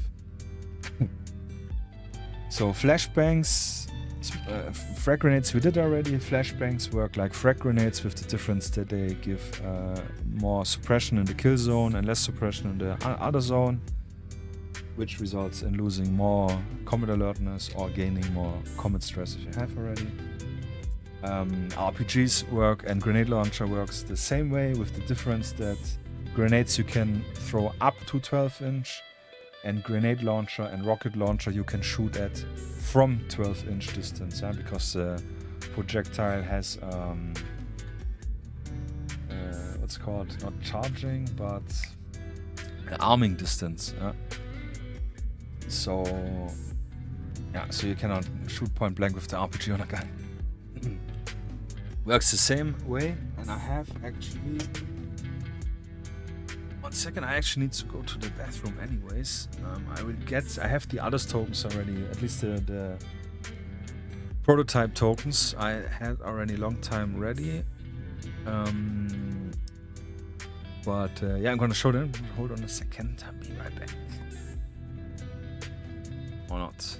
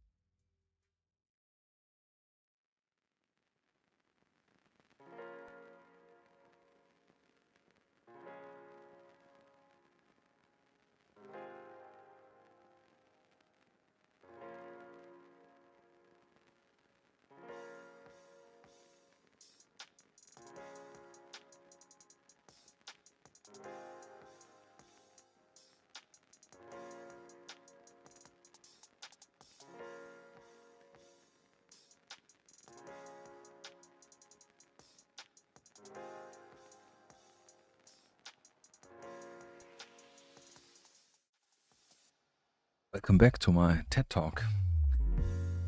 Yeah, I know it's a lot of talking, but the cool thing is we're just talking about the core rules now. I will not go. I have this is really just the basic, which you can show. Which you can. This is the print at home version, which is everything in. You even have in the back the dashboards to print out, which are literally the same size. Same with the XS template. It should be literally, and it is actually literally the same size. So if you just want to go out, you can cut it out. I actually wanted to try to cut it out just to see how good or bad it is. Yeah, but this is the print. We're gonna look at this in a moment. As well, I should have probably organized it a little bit better, to be honest. I have a full written out plan how to do the videos, like, because I want to do 6 or 7 or 8 short videos explaining this rule without the but this and this and on and making so much examples. Yeah, but make sure after the stream is finished, I will definitely immediately go in and rewatch it and put the timestamps in, so it's easier for you to find the certain points. For example, like this, I will single out as something else, so you or at least know where to start for each section.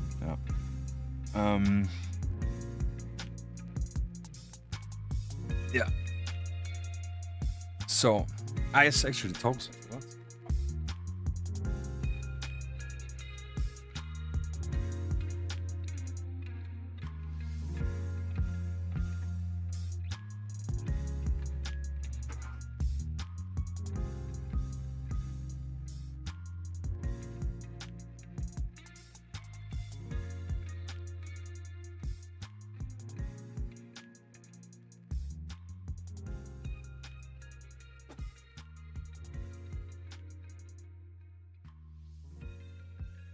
So here I have, and this are, like I said, those tokens actually I bought somewhere. I do not remember where, but they gave me the initial idea in doing tokens.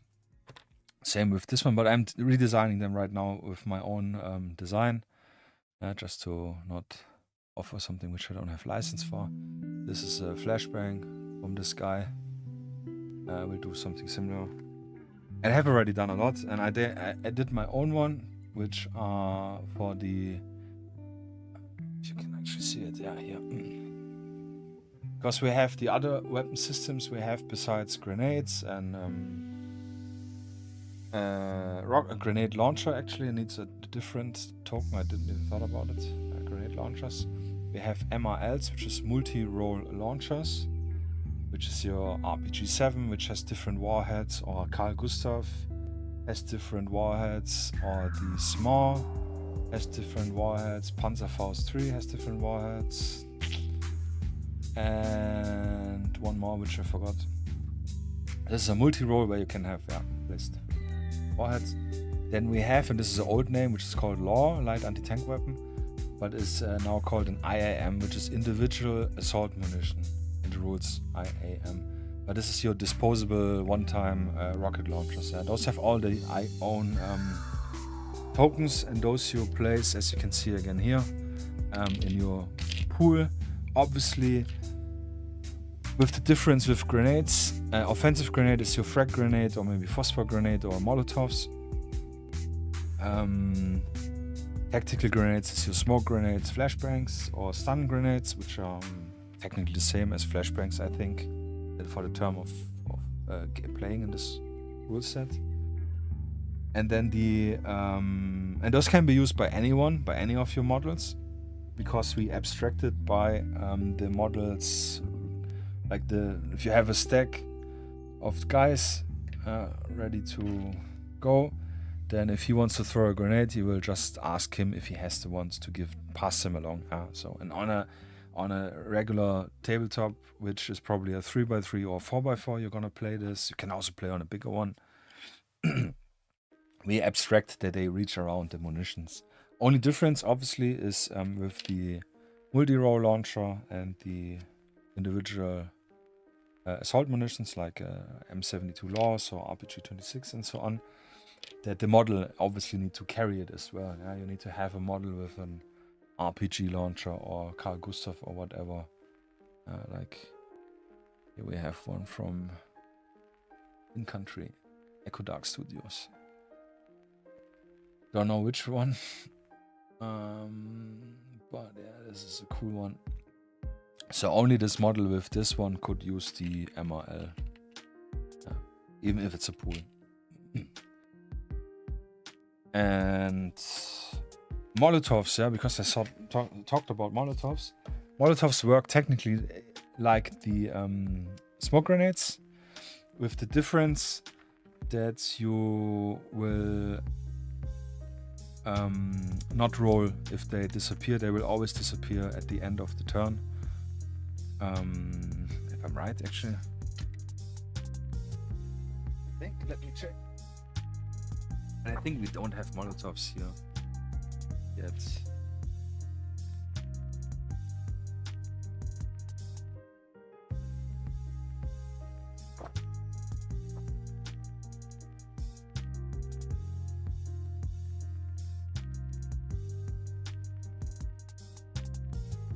Yeah, I think I have not. Molotovs are not included. But if you are, if you do want to do Molotovs, it works like a smoke grenade. The area, this is the area which is burning if it's on a floor. So if you walk through it, you would get, you need to do a roll check.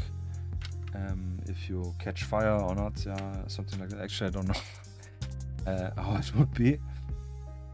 I think you just couldn't walk through. I wrote it down.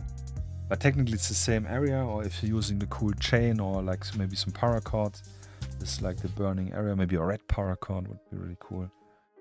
And it would get removed by the end of the turn. Yeah, something like this. Yes, what else? Weapon suppression. Yeah, I think this is covers all. It also covers the dashboard, like I said. If you spend your order, move it down to the used dice category, so you know that it has already been spent. If you have the initiative, if you want, and this is these 60mm dice.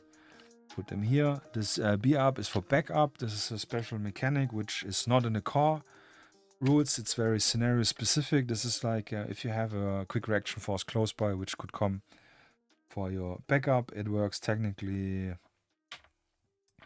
the same as with the smoke grenade, but different. You need to roll your check number, and then you get always a +1 or 2 or 3 and so on your results. So the longer you wait, the more likely it is to get the quick force on the table. And I have even special mechanics where you would roll on a different table, which is, it's not in this current quick play rules. What type of quick reaction force you get? If it's just like 2 guys with pistols, worst case, or if it's a 4-man full armed body armor squad. Also depending obviously on your force quality level. Different civilians, they will probably have other civilians, if at all, coming in. But this is, I just have it here as a placeholder, so no need to redesign it again. Crazy Sham, ciao amici, how you doing, my man, my friend, fratello? How many language will it be translated into? So right now, obviously English. It's because I'm writing it in English. I think, even with me being a German, first of all, I'm more comfortable writing English. Second of all, I read most rules in English, so I don't know, it's just more natural. But it will definitely be in German. The quick play rules will be in German as well. I don't know, maybe 1, 2, 3 weeks already, because I just need to translate it, which is rather easy. I definitely would like in the future to do it in French, Italian, Portuguese, because I'm half Brazilian, so I am, at least my mom can help me out with translation. And I would really like to do it in Russian, because I have friends which speak Russian and I can speak a little bit, and yeah, my wife speaks Russian. She's not Russian, but she speaks. So she can help out, and I think it's just easier. And it's not so complicated. The only difficult is for most of the other language, especially French, Italian, Spanish I also want to do. And Russian, I'm not 100% sure about the terms. So if the translation is right. But this is the overall goal. But it will be mainly, first of all, in English, second of all in German, because it's the one I 100% more or less know and can speak well, that I can translate it. Then most likely Portuguese first, because my mom can help me out easily. And then I think the other languages I will probably either do Google Translate first, and then check with the community. Maybe if I get a different channels in the Discord, if there's enough people right now interested in it, then we get it translated in the other ones. But yeah, since it will mainly be as a PDF right now,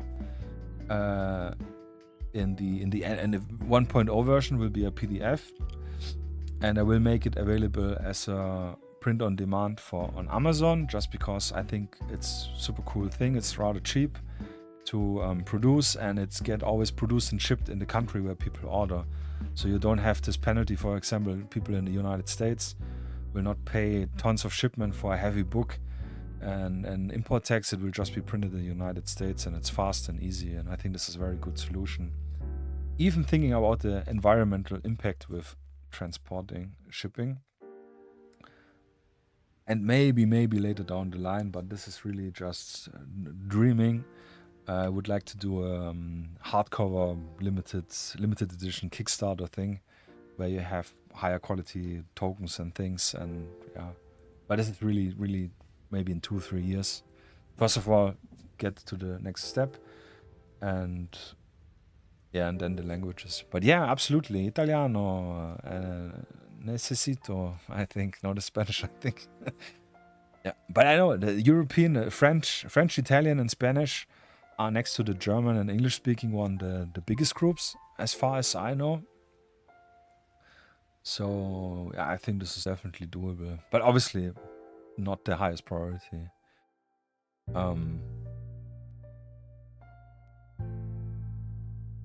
Yeah. Super excited. I'm super excited. I definitely want to get some games going, but I really didn't manage. We will probably do on Tabletop Simulator. I'm doing some tests with a friend. Maybe do next 1-2 weeks a test. And we already talked that we maybe can do a stream where we do a live game against each other on Tabletop Simulator. I don't have a setup where I can actually stream with my table, with my actual table on it, so I'm not sure about this right now. But yeah, so those, the grenades, the tokens and all this, I will probably finish this weekend. Really eager about it. And then they will be available in the store for, like I said, minimum costs, and I will obviously make the STLs available for the necessary one for free. The more fancy one, I would like to ask a minimum amount, just because everything I can get obviously supports the production of this. Like all the flyers I printed cost money and so on. But really, like I said, I don't want to ask 20 euros for some shit. Yeah, it will be 1 or 2 euros or something. And actually, yeah, I forgot to talk about this. I will. First of all, one after the other. So this is the print at home edition. The edition. Little space here. So I just printed this out on my regular printer, one-sided. You can, if you have duplex print, obviously makes sense.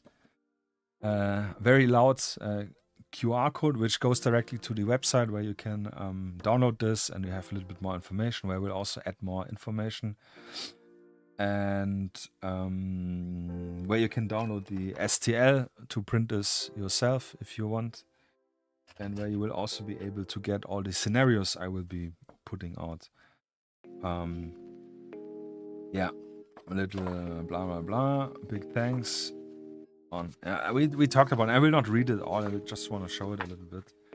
Quick introduction, what the game is about, what you need. Like I said, 6+ miniatures. I designed the game for 28mm, but you can absolutely do it in 15mm or 35mm or so on.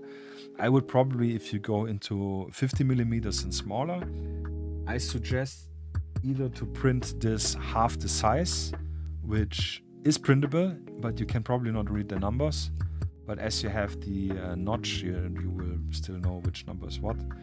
I do want to rework a special one for 50mm for the small scale stuff, and not use inch but centimeters for your distance. So like not 6-inch movement, but 6 centimeters movement for 50mm models. But it's scale agnostic. Yeah.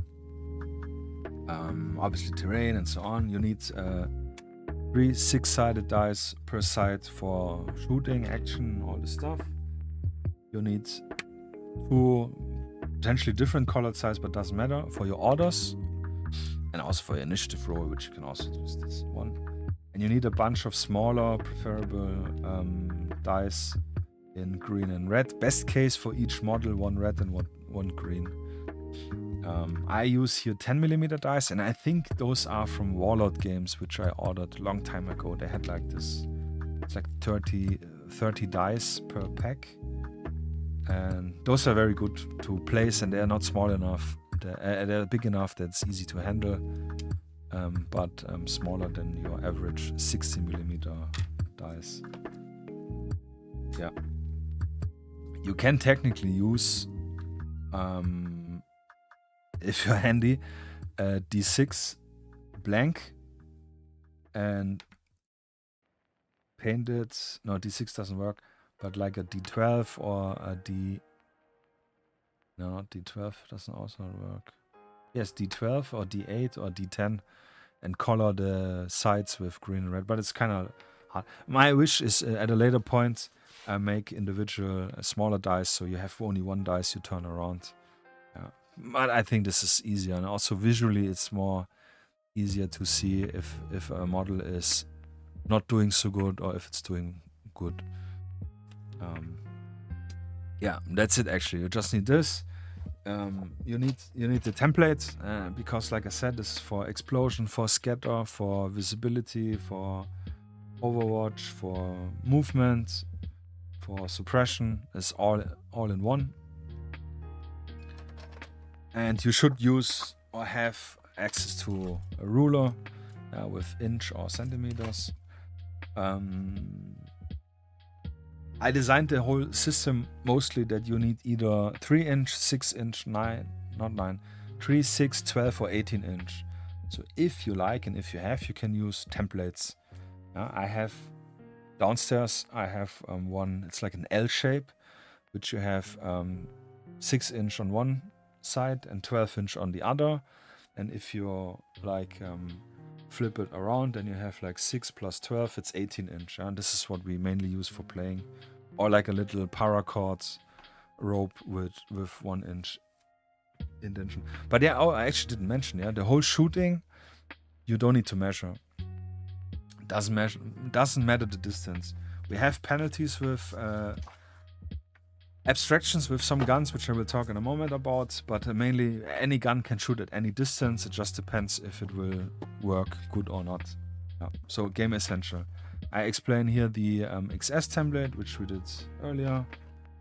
Here is this one. Kill zone in the center. We have a 3 inch diameter, 6 inch diameter, 1 inch diameter in the center. Kill zone and suppression zone. The view angle, all models have 180-degree view angle, and for the Overwatch we have 60 degrees. Easy. Again, a little explanation of the force quality, action points, the combat readiness system. Force quality, which, and like I said, you don't have to play it in modern.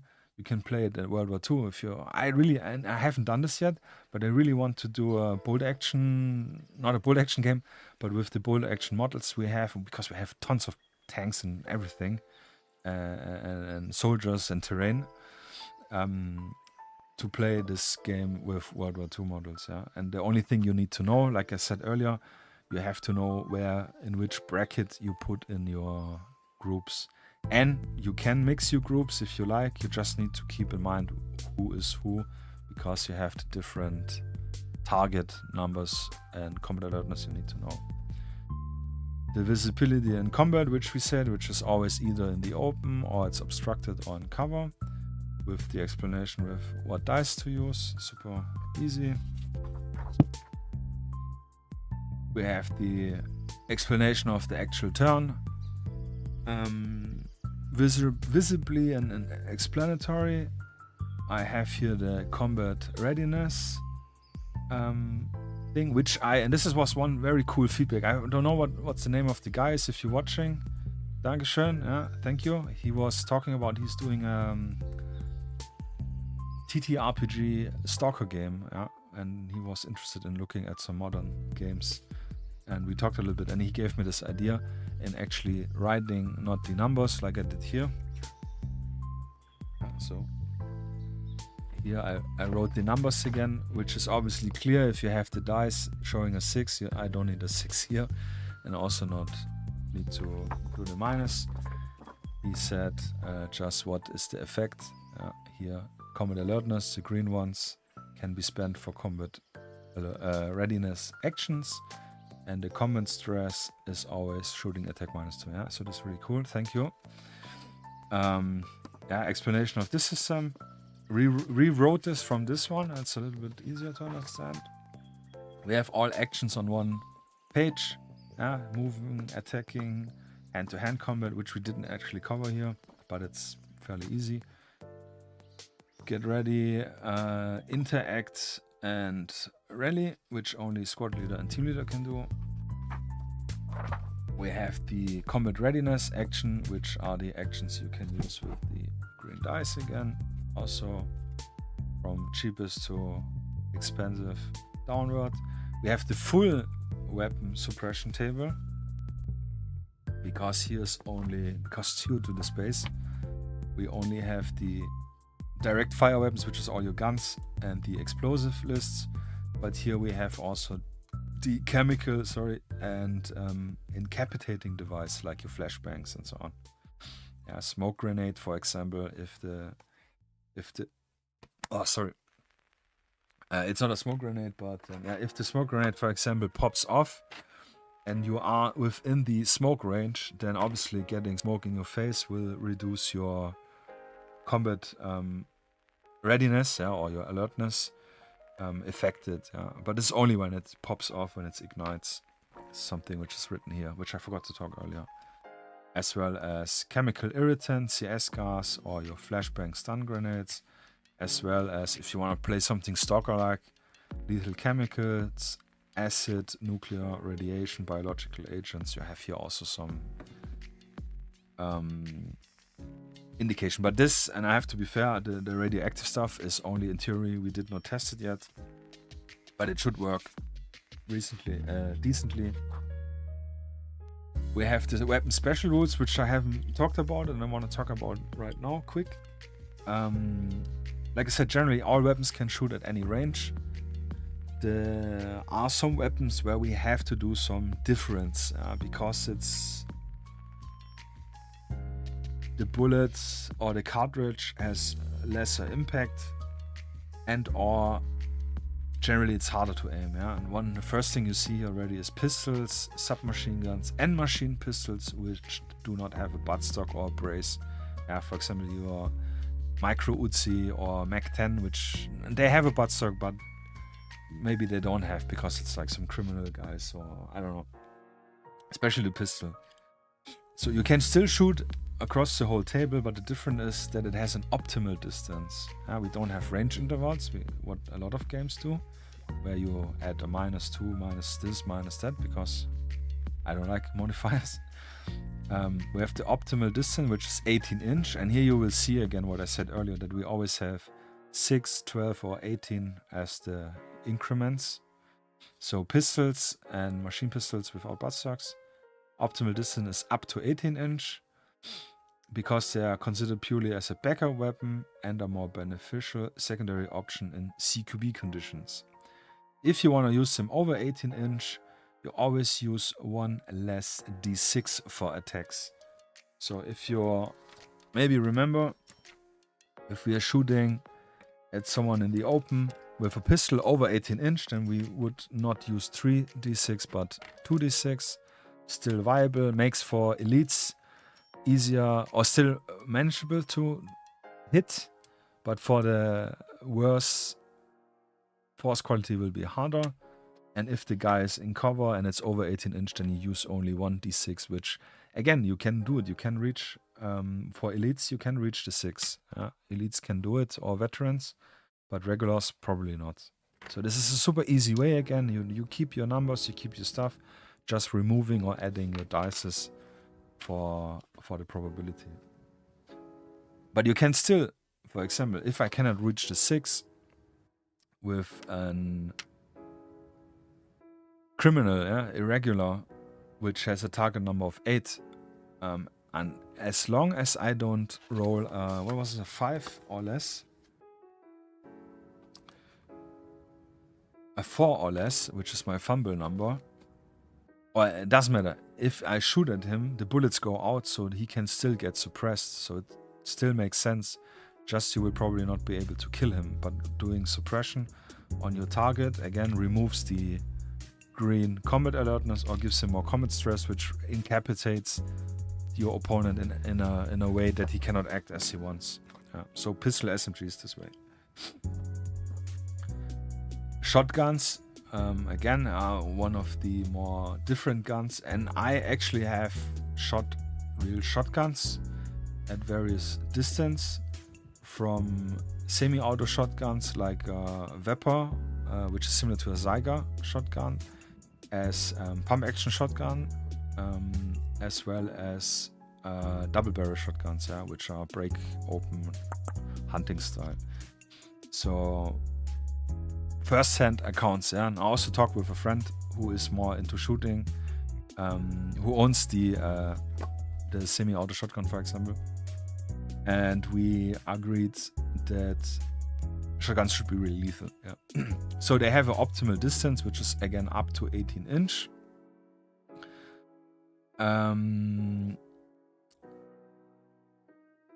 Shotguns are devastating at close and short medium range and ideal for room clearing. So they have an optimal distance of 18 inch. So means everything above 18 inch is not optimal. If you are within 12 inch or lower, you always use 3d6 for anything, even if the target is obstructed or in cover.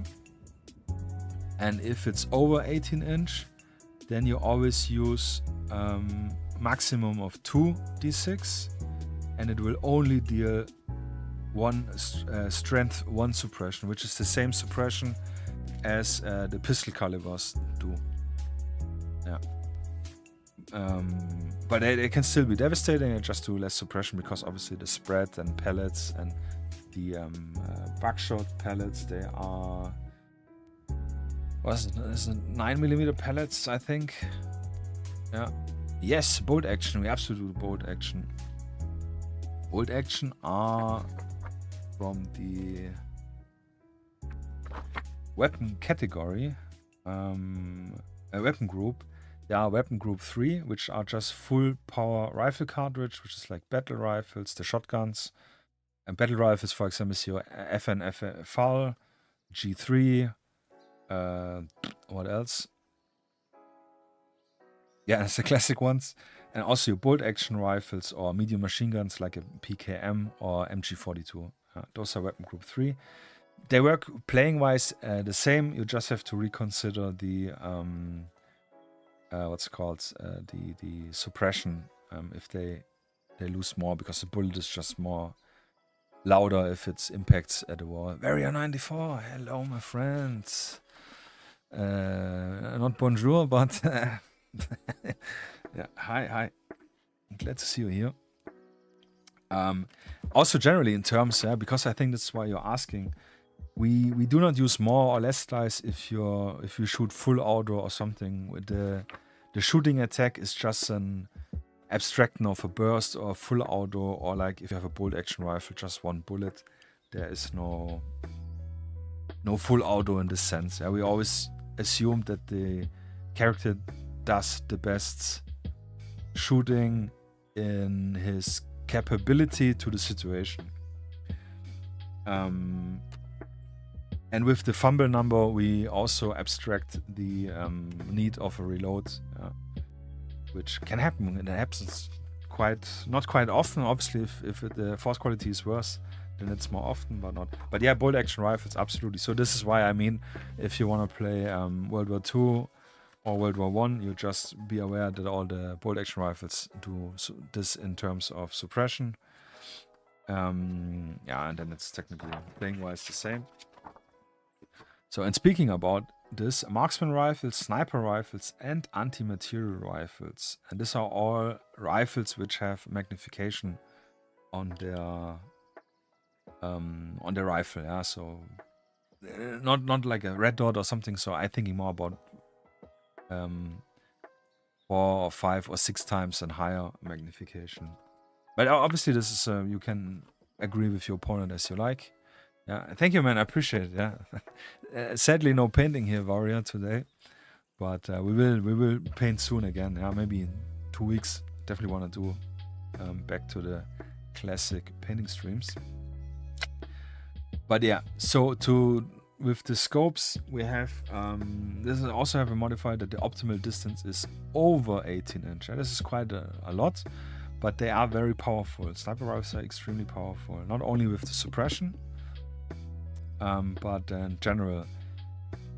If you use them below 18 inch, you can still use them, but you will always use only up to 2 dices. So if someone is in the open, where you would use again 3 dice for your attack shot, then you would only use 2, which makes obviously a little bit harder. And you use a -2 disadvantage, which means a -2 on your roll result. Yeah, I need to change. I just will remove the disadvantage, just make a -2 to make it a little bit clearer. So if this guy, here we have a cool guy with the anti-material sniper rifle. So if he's shooting at this guy and he's below 18 inch distance, which he is, I only can use, and he's in the open, I can only use 2 dice instead of 3, and it's a -2. So this is a cartel guy guy, and I would say he's definitely not criminal level, so he's definitely more regular. He has a bit more experience. So his target number,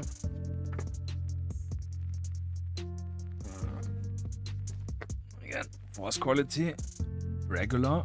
His target number is a 7+ to make a hit or anything.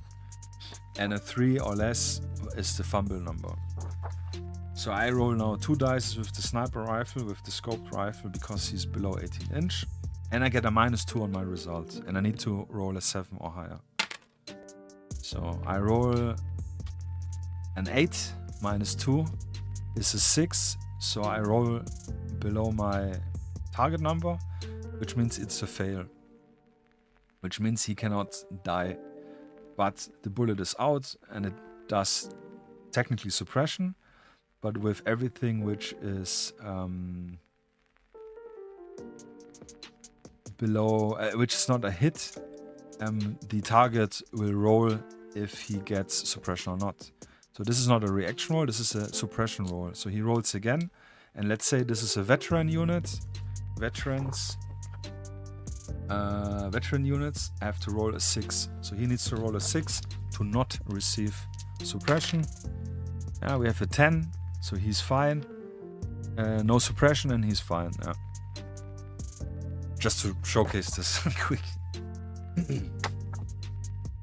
So, but on the other hand, if you use above 18 inch and you use the focus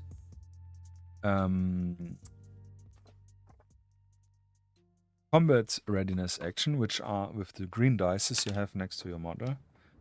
We have here focus. It costs 1 combat alertness, green dice.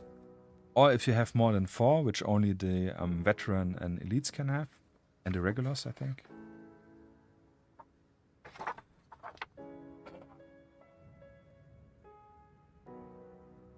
Yeah, the regulars. Elites, veteran, and regulars can have 4, up to 4, and elites even 6.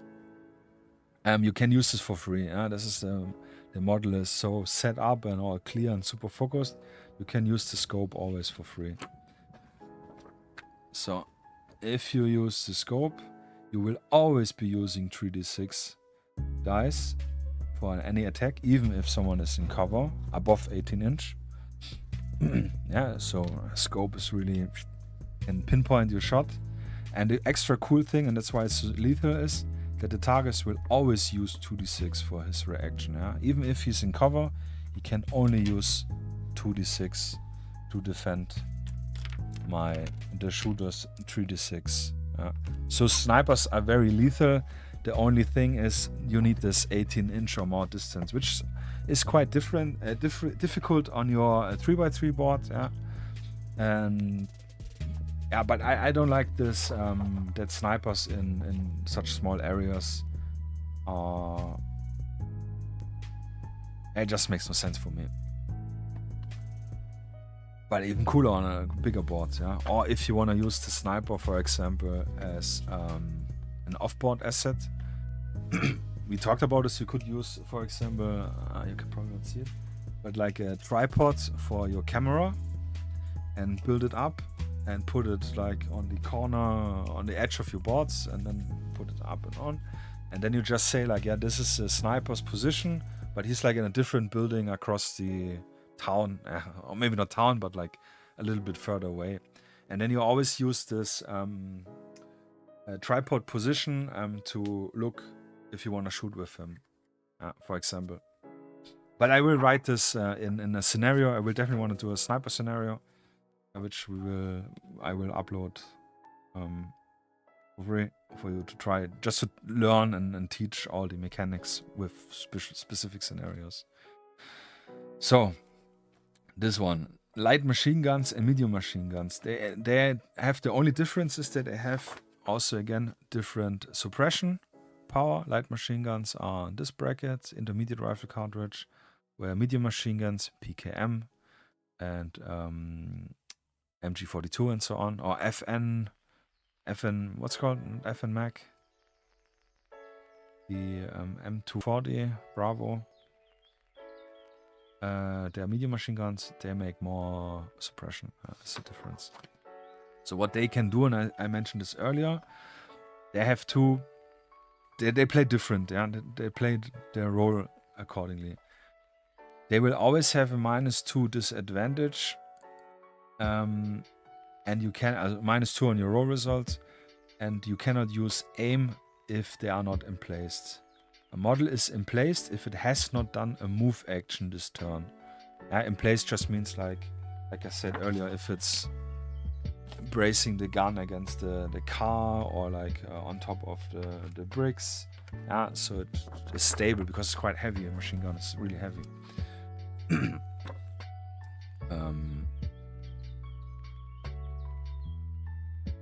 Yeah. You can first shoot and then move, but not move and then shoot as an example. Yeah. But you can use extra breath, which I mentioned earlier, which is a combat readiness action you can pay with your green combat alertness points. Then you can do like a tactical movement and still be emplaced. This is the main difference. Just so because they have the option that you can do suppressive fire, and we don't want them to have this, or I don't want them to have the same power than an assault rifle with suppression. So they need to be worse than an assault rifle, but have suppression as the balance thing. Yeah. It works quite well. For playing, it's really good. Suppression, we talked earlier. You mark an area you want to suppress. You roll. I roll again. This guy is a regular. He needs a 7. I roll with 2 dice. 7 or higher I need. Yeah, oops. This was a 6. We have a 10, so it's a full success. And then I just check with the center above the token I placed. Everybody who is within this range gets suppression according to the gun.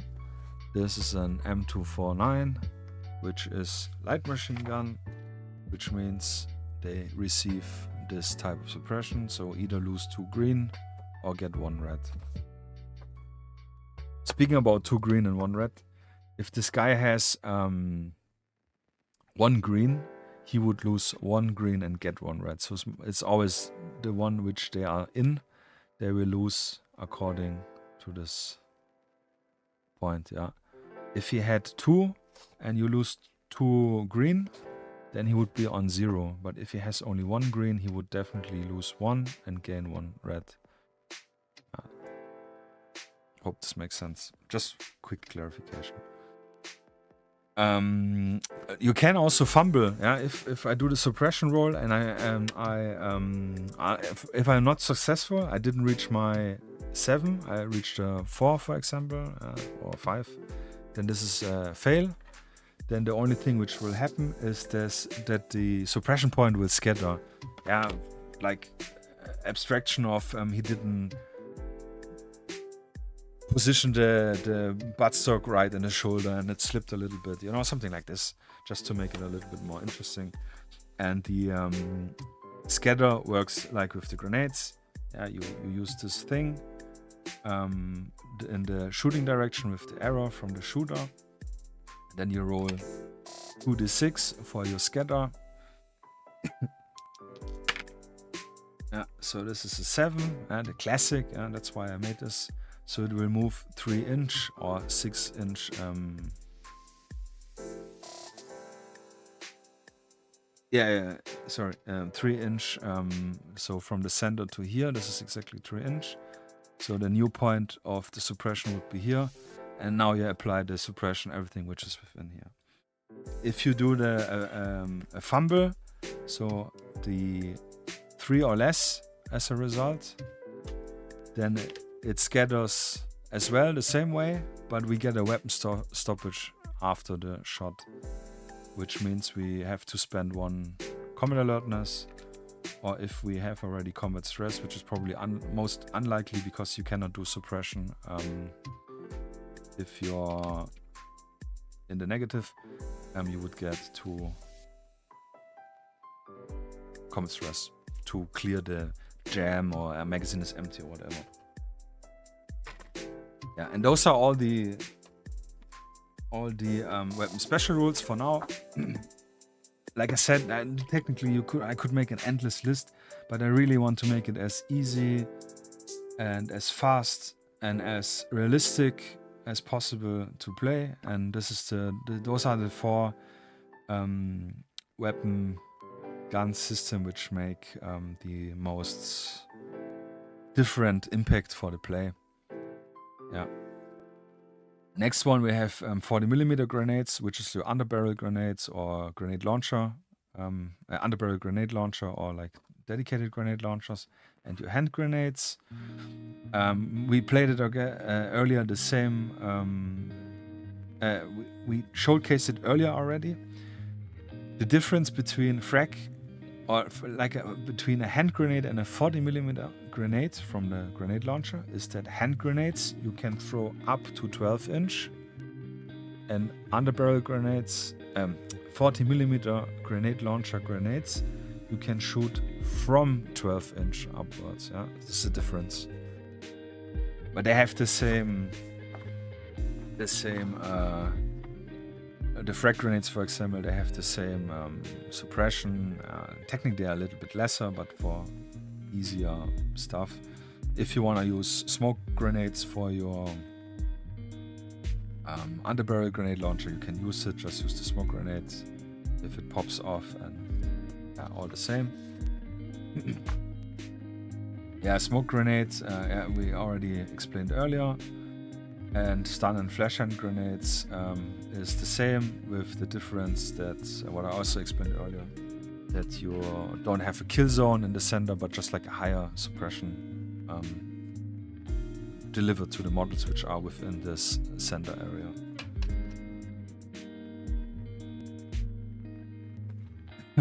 Rocket launchers, multi-role launchers (MRL) and individual assault munitions (IAM). Very cool words,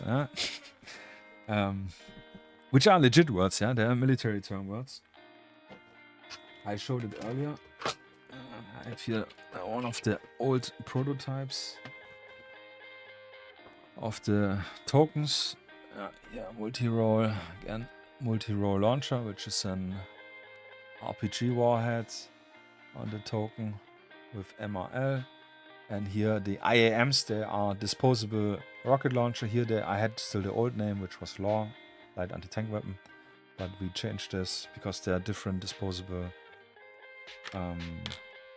grenade types. Yeah, like for example the what's it called? The Shmail from the Russians, they have a disposable thermobaric warhead launcher thing. Yeah. So, yeah, this is what I explained. And technically, the disposable and the multi-role, which have different warheads for different jobs. We have 3 different types of warheads. I created on, which is your fragmentation warhead, which is for anti-personnel and soft targets. This is, for example, as you probably know if you played video games, the RPG, which has this very short, stubby end and not the big, like I showed here, is a frag round, for example. Yeah, they work all the same. You place your token where you're gonna shoot at. You need at least to have the 12-inch or further. Then you roll for success and scatter or not, and then it will make boom. And depending to the suppression table, yeah, we have here the different stuff, like the MRL and IAM frag or heat rounds. They do way more suppression, especially the frag rounds, than the hand grenades. Yeah, as well as the thermobaric warheads. They do massive suppression, yeah, because they are critical, but they are bound to conditions, which are cleared, not cleared, talked about here. Yeah, we have again here success and fail. We have single stage tandem charge heats, which are for anti-tank and armor targets. They don't have a splash damage. They really don't. They really only affect the target which is hit, but they deal a lot of suppression. Yeah, it can be used for breaching or damaging buildings on impact. Consider a model being directly hit to be eliminated. Yeah, if you get a heat round, heavy explosive anti-tank round in your face, then it will not even explode, but you will probably just have a huge hole in the torso. Yeah, every model within the range that is not directly hit receives suppression. It's super easy. Thermobaric warheads, which if you don't know what thermobaric is, I will quickly explain it. It's technically there's like a gasoline air mix, or it's like gasoline in, and when the warhead explodes, it disperses this fuel mix very fine, so it's like a fine mist, and then it ignites this, and this gives like a, in German we call this a dust explosion, you know, like a implosion explosion, which is very violent. Yeah, like lungs or something, they get immediately from this hard, it's a very hard shock wave, so this is very, very lethal, especially inside of rooms, buildings or bunkers. Yeah, this is where they're mainly used. Outdoors they're not so effective. Obviously within the range they are still very lethal, but they're very often used for like I said here, destroying bunkers or field fortification and buildings. The Russians, for example, they have 40mm thermobaric rounds, which they use with the GM94 grenade launcher, which you probably have seen already. It's the one which looks like a huge shotgun, which I have one here. I think not, but we have models with this one. No, I don't have it here, but I have it painted up actually. It's in a box for the demo game. Yeah, right. So they, for example, they use those thermobaric rounds to clear rooms. So if the doors open, they shoot once with this small 40mm thermobaric round, which is enough shock to completely, in a small room, completely take the threat out. Yeah, which is very unique. Yeah. Consider every model within the full template to be eliminated if it's indoor. Yeah, so everything which is here is eliminated. Everything which is not clipping the base inside, if it's a big room, they will need to do a roll check and must roll very high. But I still like, even with here, must roll a result of 11 plus to not be eliminated. It's still with 2d6, there's still a chance. Yeah, I still want, this is like what I said, the impossible result which makes the game exciting. Yeah, and here also Thermobaric warheads are used outdoors. Treat them like 40mm frag grenades or casualty suppression. They're obviously not like 40mm frag grenades, but it's easier to refer on the table than just make a separate table and everything. And then again, we have here the success, failure, and critical fumble for your results. Yeah, explosive ammo tokens is technically what I explained here, are all those tokens. And again, you can use, and I think, some which are just bases where I wrote with the pencil, not with the pencil, with the ink, my brain, with the pen, I wrote like frag grenade or whatever on. Yeah, so you can just use some bases or whatever you have, and then place them. You don't need. Obviously, this is cooler. Those look very nice. Little grenades, but yeah. And here I explain again the whole ammo pool situation, which we talked about. So this is something I have not talked about, and this is a good thing to now mention. For the order roll, we have some special rules. Like I said in the beginning, both players in the first phase roll for their initiative. Higher number wins. 8 and 9, so this player has initiative, and then he rolls for his orders. So here, 3 and 1. And then he has to commit. Each order is an activation of 1 or 4 miniatures, and they will have 2 action points together, or if it's just one model, then it's just one model, which he can then move and shoot, or move, shoot, whatever. But you have to commit the orders to the appropriate phases, phase 1, phase 2, and phase 3, which is something different, which we're gonna talk about as hard push as well. So yeah, just as a quick recap, if you forget or if you're joining right now. So for the order roll, we have the first and the simplest rule is a passing activation. So if I have, this player has initiative and he rolled this, which is quite bad, yeah. If you have 10 models, yeah, you will be able to activate them all, because you can activate up to 4 models with 1 order, with 1 pip on the dice, but you will not have much control over them, yeah, because they all have to do the same stuff, which I said already. So you can decide, if you have the initiative, and the first time you can say, I will pass the initiative, and then I can re-roll. So this gives me the chance to first of all get better orders, best case, and second of all, maybe depending even on the mission or situation, it doesn't even have to be the first initiative roll start of the game. So in between, maybe you don't want to have the initiative because you want to let your opponent act first. So your opponent then gets the initiative and he can roll and start with the initiative, and then it's your turn. But to make it even, if he maybe also doesn't want to have the initiative, or he also rolled really bad, he can then decide also to pass the initiative back. Yeah. But each player can only pass initiative once per turn, and it must be initiated by the player who has the initiative. So this gives a little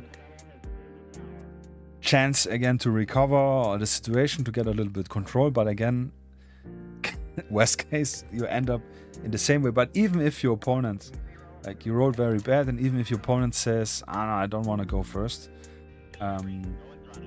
you at least can re-roll again, which also can be worse, yeah. But so this is one of the order special rules. The second one is what we talked earlier, which we also had, is if you roll 1+1 or 1+2, so a 2 or a 3 of orders, it's considered a radio static. Yeah, so the radio player, commander cannot reach his forces due to problems with the radio connection. So what you do then is you roll again. So I rolled a 2. I have initiative, I rolled a 2, and I don't want to give pass initiative. So I do now my FQT check, which is again my force quality target number. So let's say it's the 7 because this guy is regular. So I need to roll a 7. I rolled a 6, sorry. So it's not a success. So we do not apply this one, we apply this one. Roll is less than your force quality troop number. Reroll both order dice, and my opponent allocates them to phase 1 and phase 2. So I will reroll. Okay, this is again a radio static. That's good example. So it happens again. Check 7. Okay, now I managed it. So now I can reroll my orders. 4 and 4, and I can decide. Yeah, if I would have failed again, then my opponent can decide where to go. Yeah, with 4 and 4, it's not so much difference. But this gives again a little bit friction and something unexpected. And this is what I like. I like that you can have a plan,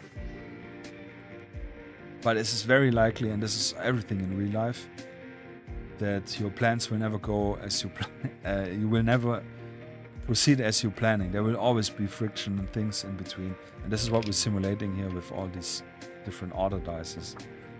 So, by the way, also nerdy bits, you have an 8.34 chance to roll a radio static during your auto roll.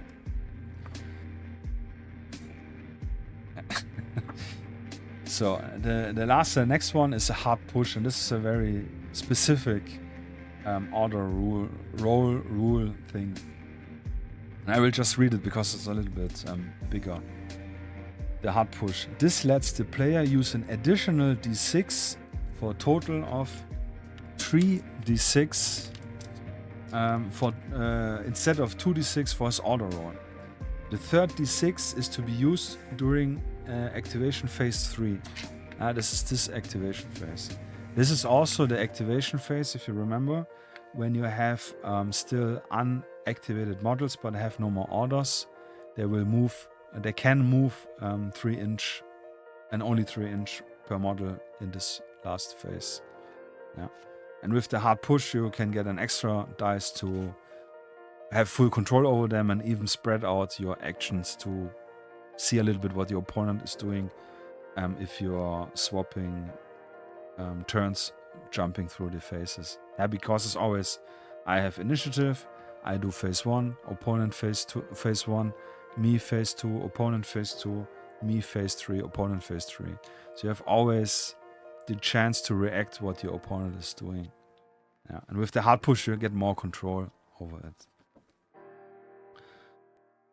Yeah, to be used in activation phase 3 and allows the player to do regular action with 2 action points. If in activation phase 3 there are still unactivated models after using the third order dice, the player can still activate those friendly models with the usual 3 inch movement. Yeah. So even if you have so many models you didn't activate, you can still do this.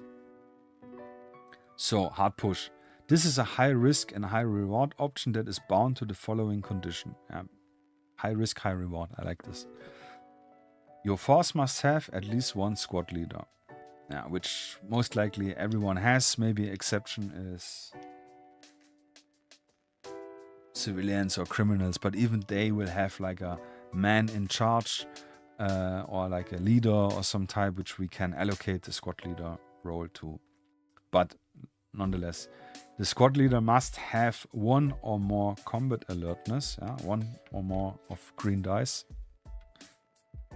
It must be conscious and alive and not captured. Also, you must announce the hard push before you roll your orders. This is very important because when you roll, you see it and then you maybe, okay, I'm gonna do the hard push because you rolled bad.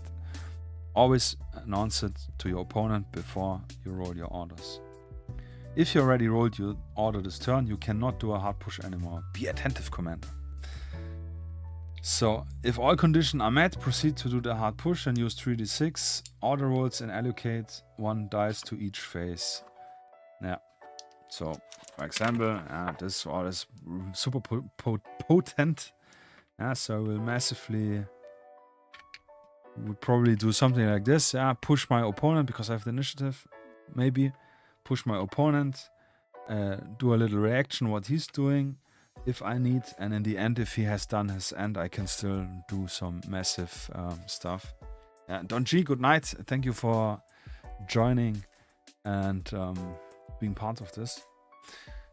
And yeah, take care, man. Much success and have a nice weekend in advance already. Yeah. So, and we are already at the end, yeah, so technically it's a good time to for you. Yeah, so this is the thing. So the risk parts at the end of the turn during the reset phase. So we made the phase 1, phase 2, phase 3, and then there's the reset phase where we remove all the activation dice from the characters and where the breach stuff, breach charge and so on explodes or C4 explodes.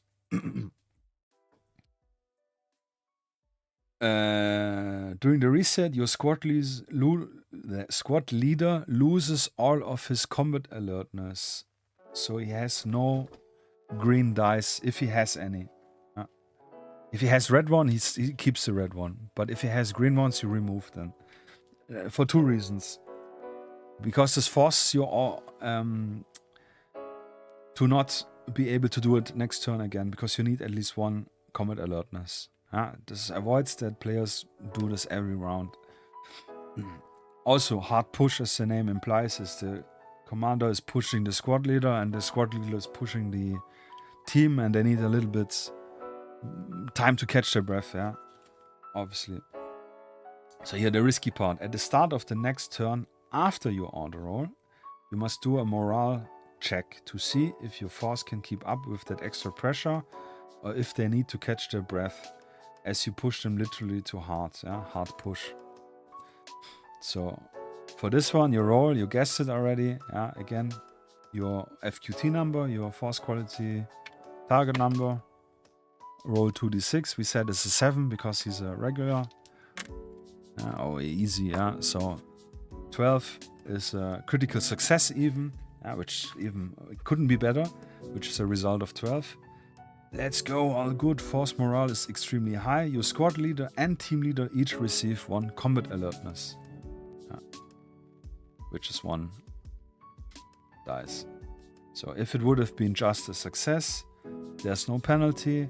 If you make a failure, it would mean that the squad leader and team leader each gain 1 combat stress, so it's 1 red dice, or lose. The team leader could lose if he has green ones. And if it's a fumble, it's really hard, very low chance, but it's still a chance. Your force is completely exhausted, yeah, you literally push them too hard. They all lose 1 combat alertness. Every model loses 1 green dice or gets 1 red if they have none. So this is a hard push, risky. I have used it only once in a game because we played with not that many models and I never had the feel to use it actually, yeah. But it was, I think, I don't remember. And it was a little bit different with the results because it was the old system without the combat alertness. It was with suppression points, which had a different effect. It was way more punishing, let's say it this way. This is way more okay to do. But it gives you with the orders a little bit more options to plan your attack. So last point here is force composition, which is very simplistic right now because this is the main, the biggest point where I'm still working on, which I have an idea, but I'm not super happy with it. But long story short, yeah, like I said, make sure that you choose the correct force quality, veteran, elite, regular, whatever. And I always recommend to have 1 squad leader for your force that you can do rally action, that you can do all the hard push and the what was it? Yeah, rally and hard push. Especially the rally is super crucial. It's also when your squad leader dies, this really hurts. But there's actually don't know if this is written in here. Good point. I have to write this down. Let me check.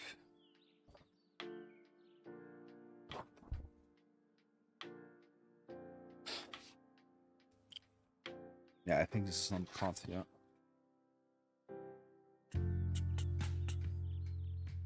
Yeah, if your squad leader dies, get shot at least for regular and conventional, or generally for anything, yeah, there will always be a second someone else who takes the role in form of a leader, which means for the purpose of play that you allocate another model, any model which has not a rocket launcher and not MG. It's the only distinction. I think I really didn't write this down here. He becomes the new squad leader, but he's not a squad leader, he's a team leader. So he has less range and less combat alertness for the rally. But you will always have a substitute. Yeah. This is actually good. I will definitely write this in my notes if I haven't already. Yeah, so this is the one thing.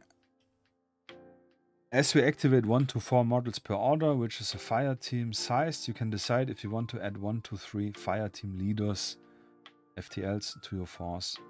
especially for real-life squad building, most modern squads have 1 to 2 fire team leader to break down the squads into smaller units. Keep in mind that you usually have only a maximum of 12 orders per turn, which equals in 12 to 48 activation of models. And worst case 4 orders, which equals to 4 to up to 16 activations of models. Yeah, this is technically... I know it's easy said and it's simple written how you can create your force. The difficult part is not to make it. I have here like a recommendation of the force sizes, which is like elite, something between 6 and 8 models is usually works very well. Veteran units 6 to 12, 8 to 15, 10 to 18, 14 to 25. You can obviously make more models, but then it will really slow down because you have to activate them, move them and so on. Yeah, but you can absolutely do more. Also in taking consideration with the maximum order and minimum order viability. Yeah, keep in mind this is just a recommendation. The full force building chapter is still being worked at this point. Yeah, and this is probably the one which will be the most work. I'm not sure how far I want to go. I have an idea. We'll talk in a second about it.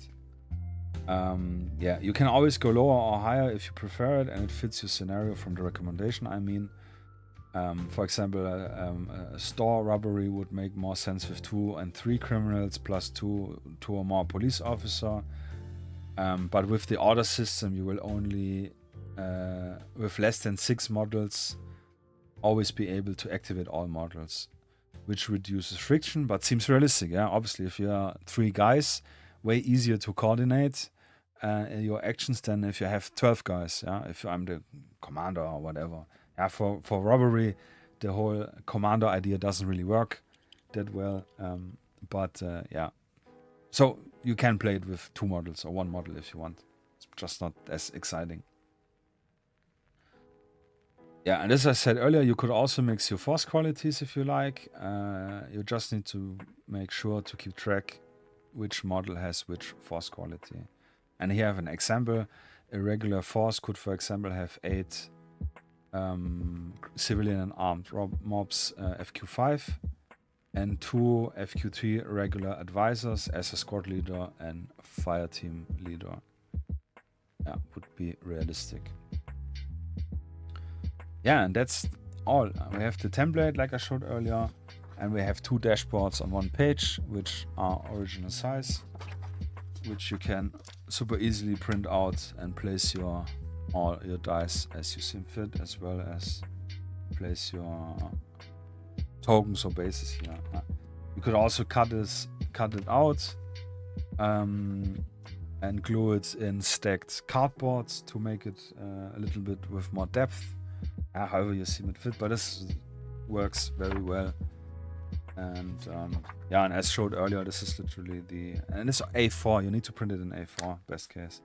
And this is literally the original size. You want to do some hobby knife action here. Yeah, so this concludes the run over of the rules generally in the current quick play rules. Like I said, quick play rules. This is really the bare minimum. Not the bare minimum, but this is everything you need to play any type of game with this game system. Yeah, Dynamic Infantry Combat, or DIC if you prefer this.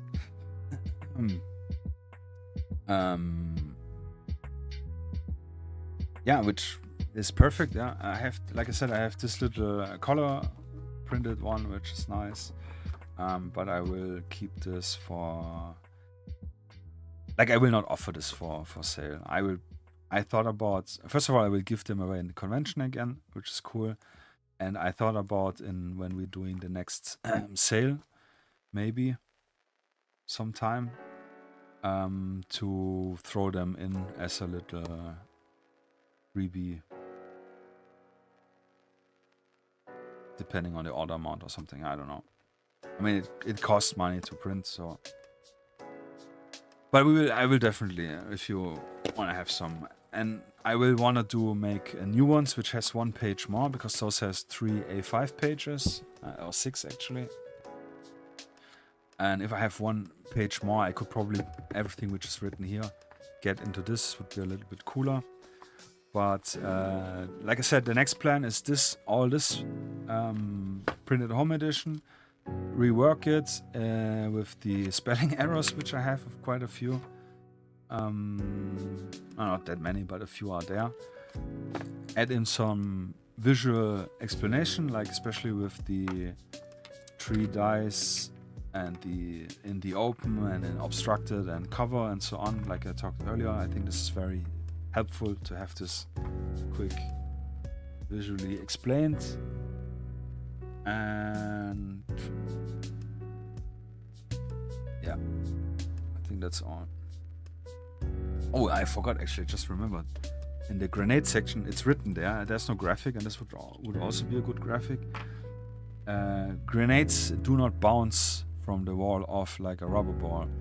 So if we, for example, take the car, here's a guy. This guy throws the grenade at him. Like, you place the token here, he throws the grenade there, but then it scatters and it would technically land here. But it... No, different way.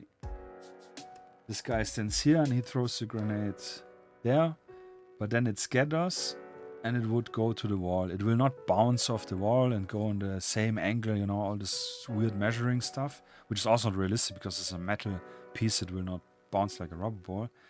The solution I made or have, and probably other game system does this similar, I actually don't know, but is that if you look in terms of an angle, this is the wall, this is the grenade coming.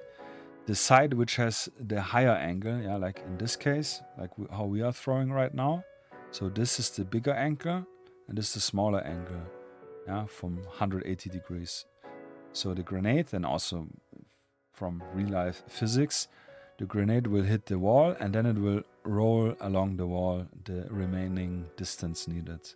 Yeah, so always the bigger angle, it will roll in this direction. If it's gonna throw from this direction, it will continue rolling along the wall the remaining distance until there's maybe a corner or something. Then it will probably obviously stop. Yeah, this I forgot to mention, but it's written there. Yeah. So a quick run through of the scenario. Actually, don't know if this is the final one. But I think we can watch this in the screen. I think I updated it a little bit. The Zawya relay scenario. Feel free to ask questions. Also, if you're watching this past the stream, yeah, feel free to drop questions in the comments, or directly over in the Discord in the appropriate channel. Yeah, white hair. So yeah, let's check the stuff. I actually had prepared to show some shooting action here. Maybe we can do a little who versus 2 guy game. Just taking off my shoes. I'm drinking something. My mouth is all sore already from talking.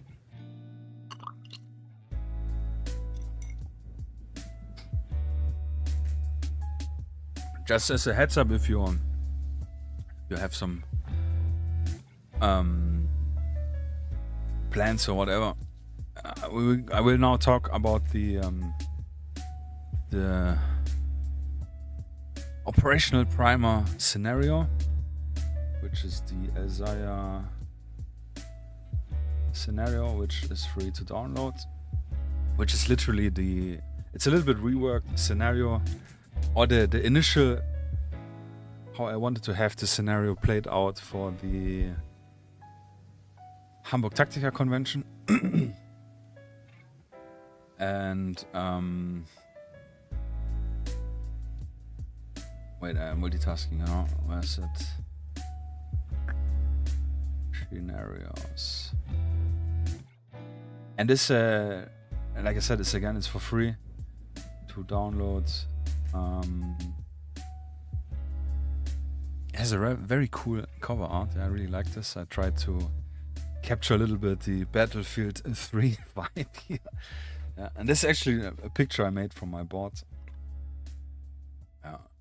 So Zawya Relay, operational primer, start to play scenario. And this was actually created, and I thought about this to get the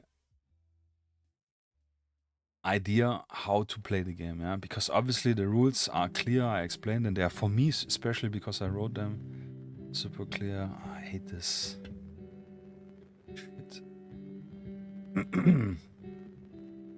Probably zoom a little bit in for the whiteout. Yeah, so the idea was generally, and this is how I will probably do all the follow-up scenarios now, which will be for free. And at a later point, I will include all scenarios in the printed home edition for easier one thing to download. But the idea is to introduce the players with new mechanics every scenario. Keep it easy so you can learn as you play. And I will continue with this story, so it will be like a campaign if you want. Some sort of thought.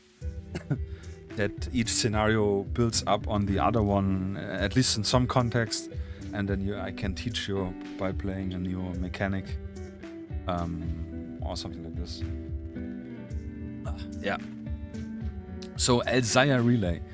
Zawya is it's a real place. It's northern outskirts of, I don't know, we can actually quick look on Google Maps.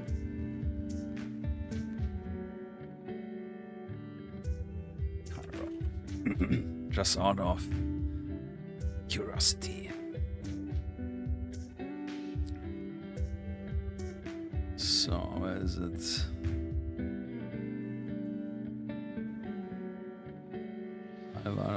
I think it's... what path?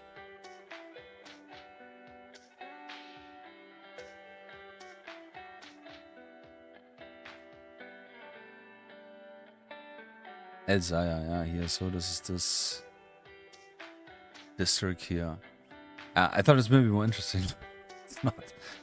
Where is it? Yeah, I have here this graphic. It shows here. It's northern Cairo. Cairo Central is here below, and this is this area here on top, if you can see it. And this is a little story I wrote, which I thought is cool. This is a whole scenario. Cairo, Egypt, February 6th, 2023, 7:04 local time. Narrator voice. A massive cyber attack has breached the state database of Germany, the United States, France, Poland, and Russia. While investigating the attack, the American CIA and Russian FSB have come to the same concerning conclusion. The situation is dire. The data taken includes a laundry list of compromising information. Black budgets, covert operation dossiers, and undercover agent identities have been accessed and taken by talented, possible state-sponsored hackers. While the security agency could not stop the attack, both followed digital forensic trails leading to Cairo, Egypt. Evidence points to the low-income Zawya district in the urban outskirts of the city as the origin of the attack. Both Washington and Moscow have acted with urgency, dispatching deniable assets to be the first to secure any sensitive information that has been acquired. Time is of the essence, as local security forces could seize the information and have a powerful bargaining chip to bring to the international table. So if you're playing the game, you can cut this out to play to play with your players out.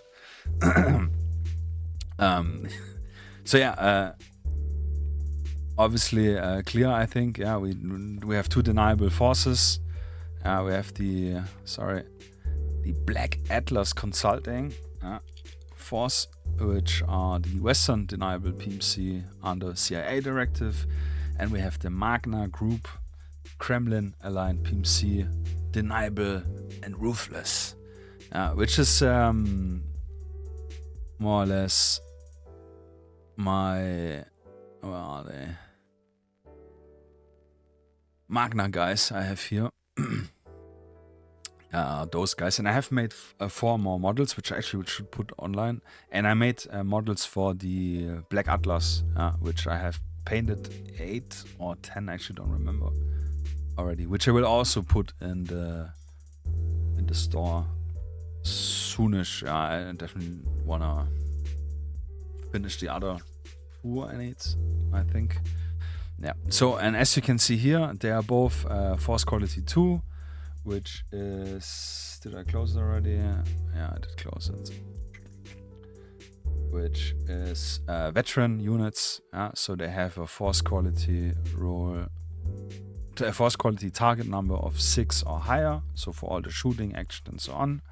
And they have a fumble number of 3 or less. And the squads are completely equal, they have both the same numbers. We have both 1 squad leader with assault rifle, we have 6 PMCs with assault rifles, and 1 LMG, to introduce the LMG thing, which kind of makes sense with using the suppressive fire and all this stuff. We have 2 smoke grenades and 2 frag grenades for both teams. They all have armor level 3 plates, which I think I didn't mention, but it's written down. It means just that you roll your reaction roll, so if you get hit, with advantage to the roll result. I will rewrite this with a +1, just to be clear. Which means if you roll an 8, it counts as a 9 +1 with advantage. I should definitely rewrite this. I don't know why I wrote this. Both team identical mirrored, just for the easy going. So objective, further drone imagery reveals the location to be apparently only a relay station with threats or hackers in sight. With no threats and hackers in sight. See, again, I already think I should have read this earlier. But I will just update it and re-upload it. Secure and exfiltrate the hard drives containing sensitive information by delivering them to the standby team in your courier vehicle before the other deniable team does. Weapons free.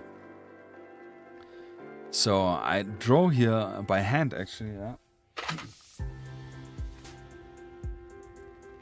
Fully old school, by hand. I even made here a little template and I scanned it for the extra flair.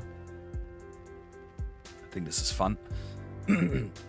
Table size recommended, and also I have a 4x4 table, but just to make it more easier to play, and if you want to play it at home, 3x3 is more, probably people have more likely to have. 3x3 table size, dense urban sprawl with lots of smaller buildings, castles scatter, so really just what we're seeing here. This is more or less optimal. Lots of it's literally in an not abandoned but like shady part of the town, poorer part of the town, so lots of dirt. Here's not enough dirt, which was funny. There was one guy in the Hamburg Tactica convention. He came by and he was like saying it's not dirty enough for Cairo because he has just been the prior work on holiday there, and he told us like the floor usually is full with trash and everything, which made me chuckle because I actually wanted to glue more dirt on it, but just didn't manage it. So both sides start with each model having 2 combat alertness. And this actually I forgot to mention earlier. This is the cool thing with the combat alertness with the green dice. Depending on the scenario, if you want to have one team more having an advantage than the other one, for example, if one team is defending and they know they are being attacked, then they would have higher combat alertness because they are aware being attacked, while the attackers maybe have also a little higher combat alertness, but not as high as the defenders because they know what they're are attacking. Or if if one side is not alert, then they would have no combat alertness, or the other ones would have more. So this is where you can balance the starting condition a little bit better, which is also really nice. In this case, all models have 2 combat alertness on both sides, and then use one 25mm token or base, like I showed you, which is normal base, being the objective where you can write on it hard drives, or if you're nifty and wanna scratch build something, would also be cool. And place it inside a small building with the door facing into a neutral direction. Need a starting point 1 or 0.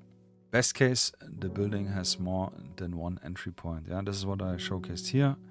We have this all numbered. 01 is the starting position of the Black Atlas Consulting in one corner.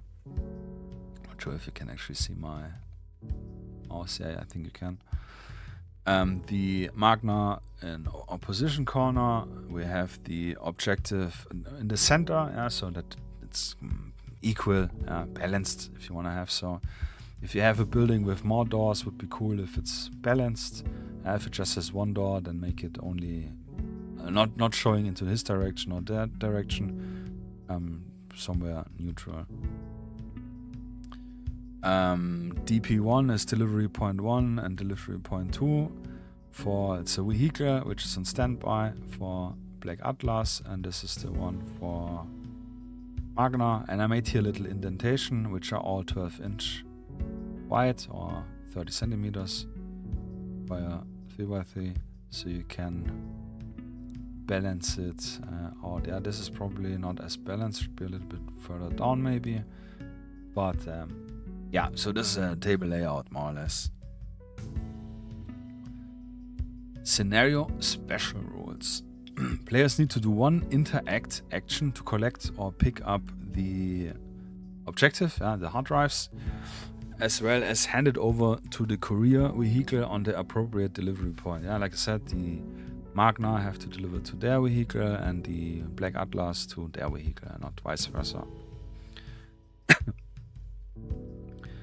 Model needs to be in base-to-base contact with the objective to pick it up, as well as base-to-base with the vehicle to hand it over. Models that are holding the objective cannot use extra breath, which is the combat readiness action, to walk faster or move further away. Hard drives are heavy. Scenario and conditions. The sites that manage to deliver the hard drives to the courier vehicle accomplish the mission immediately and wins the scenario. The delivery vehicle speeds off and blends in with the ongoing busy traffic on the main road. We assume that both teams disengage and return to their vehicle at the starting position and leave the area immediately before local law enforcement arrives.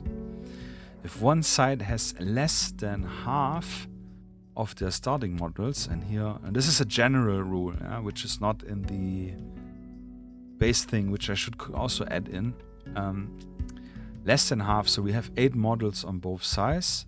Half of it would be 4, minus 1 means 3. So if you have 3 models, all are dead and only 3 are alive of your team, they must disengage and try to escape the area of operation. The game ends immediately. Player can decide to continue to play the disengagement if they desire. So either if one reach only has 3 models left, then you can stop the game already. But if you want to continue playing the narrative situation, they need to go back into their starting position where their vehicle is with what they arrived. Just to be a little more exciting. The only exception is if the side with less than half models is currently in possession of the objective. They will still try to continue to follow through with the mission and keep playing until they deliver or lose the objective, or the other sides reach less than half models and has to disengage. It is possible that neither team wins if both teams cannot get hold of the objective and reach less than half.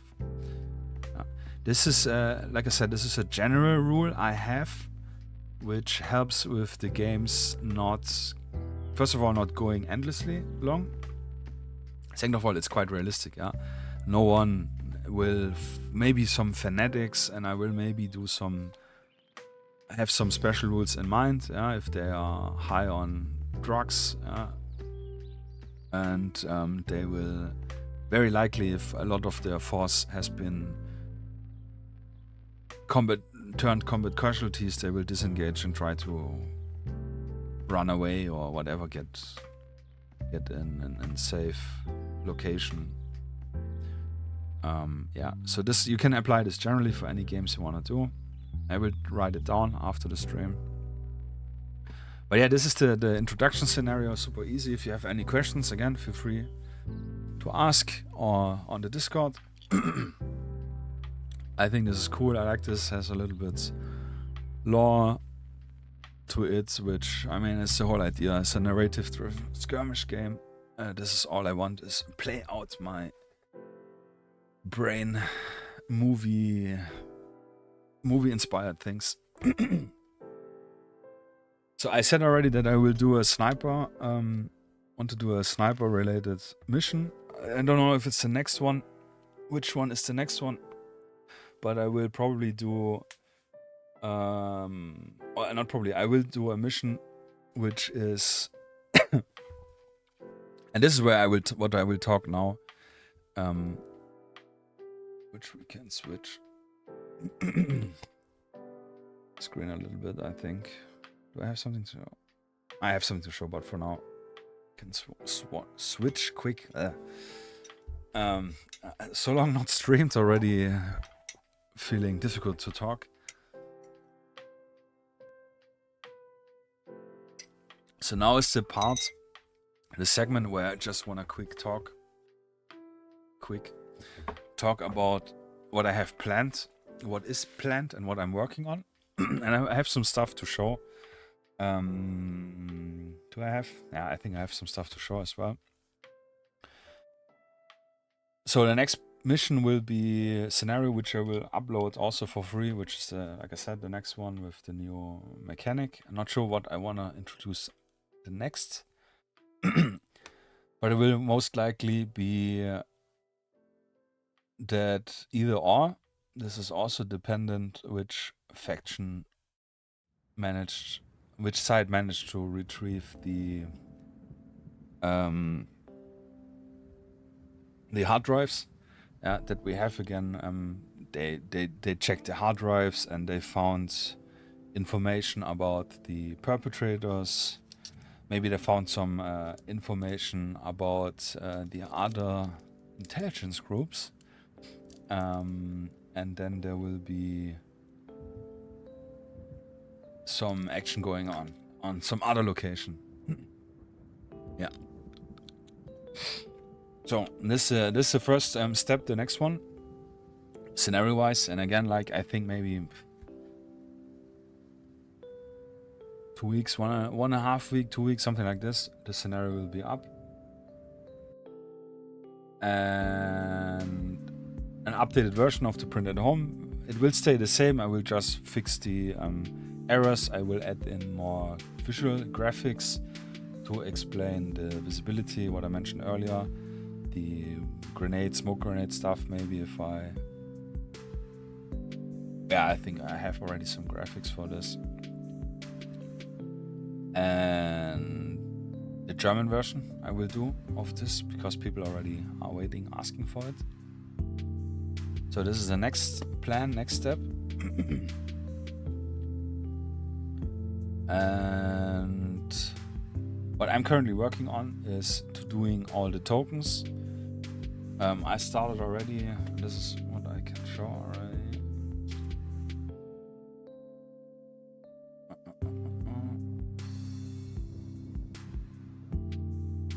Can I show? Do I have this somewhere? I started doing the relearning Blender again. I mean, I made already some stuff in Blender, but it has been already some while. And I'm... when did I save this? But I'm doing...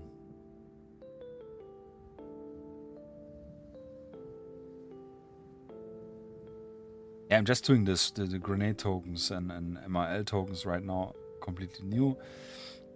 And I will do some activation tokens, which are cooler to be printed, if you like, or I will offer them as printed, so you don't need the dice.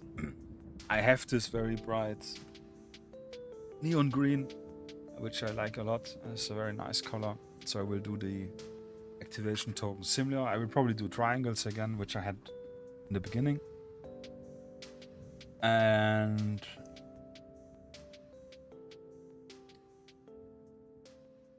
I really cannot remember where I saved the grenades. This is STL folder, of course. Of course.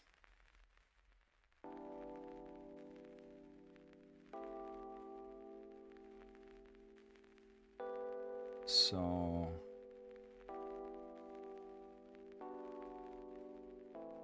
I will probably not open blenders. It will crash the stream again like last time.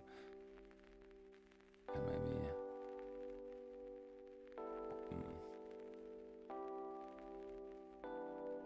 the 3D builder. Just to show what I did the other days. Just quick and dirty.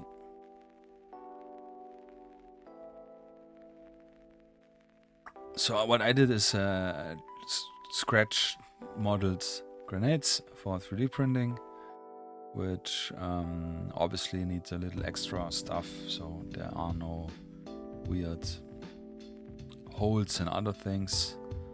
I have a F1 grenade, a smoke grenade, and the M67 grenade, I think.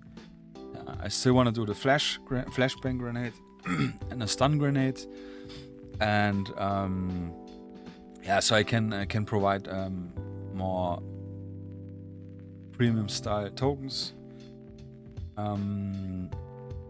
if someone desires them. Yeah, like I said, you can just use any basis. But this is cool, like relearning to model something from scratch, and I will definitely do some miniatures in the future. This is the main thing I was working on.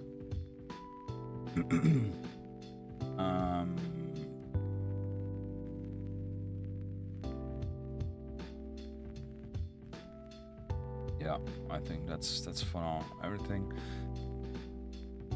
In this regard,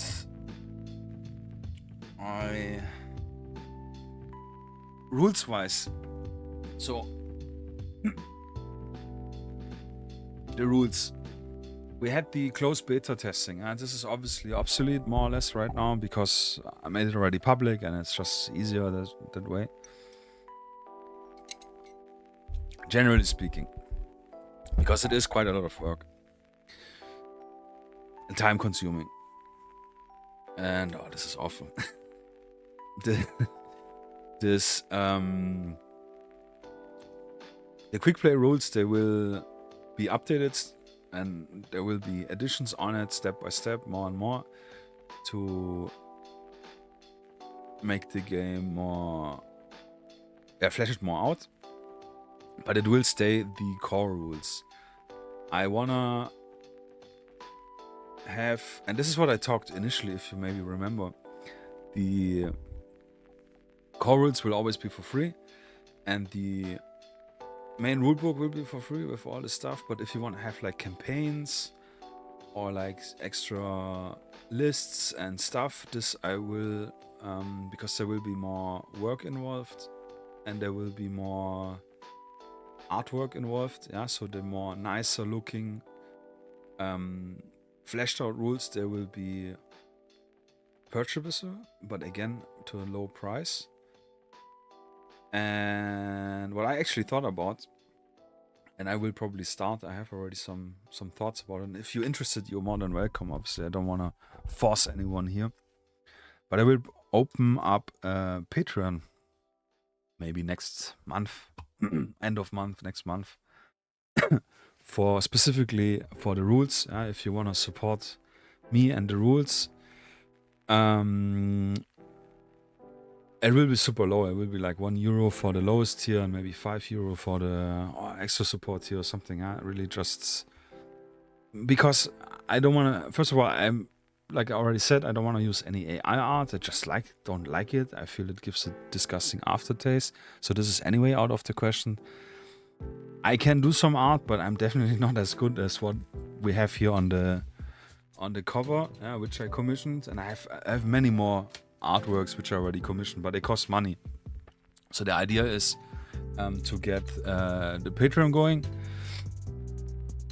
What means Patreon going? Yeah. And use this funds which I get for the Patreon to invest in the rules, which means buying nice artwork from real artists, which means in maybe buying materials so I can test print on, try out new tokens, tools, and whatever is necessary. Obviously, the time I need to spend to create the rulebook. This is the more time I have free, and this is like how most patrons or anything work. I don't have to work and generate money if I can spend the time in creating this. But this is obviously, I think, a little far away. Mainly it's for buying artworks and getting more tools and stuff which I need for the rules. Like I said, it should be a low entry level. I will still think about it. But what I want to offer them for people who are supporting me is, first of all, you will be the first to get access to the current work in progress rules. So for example, I have currently vehicle rules are in work. We have a semi list of weapon attachments. I have a dedicated CQB system, which is for indoor rules, but also not generic indoor. So like a hall warehouse will not count towards it. We have the drone rules, we have the off-table assets, and the stuff which is already written out, and I do want to bring it out in chunks. And I will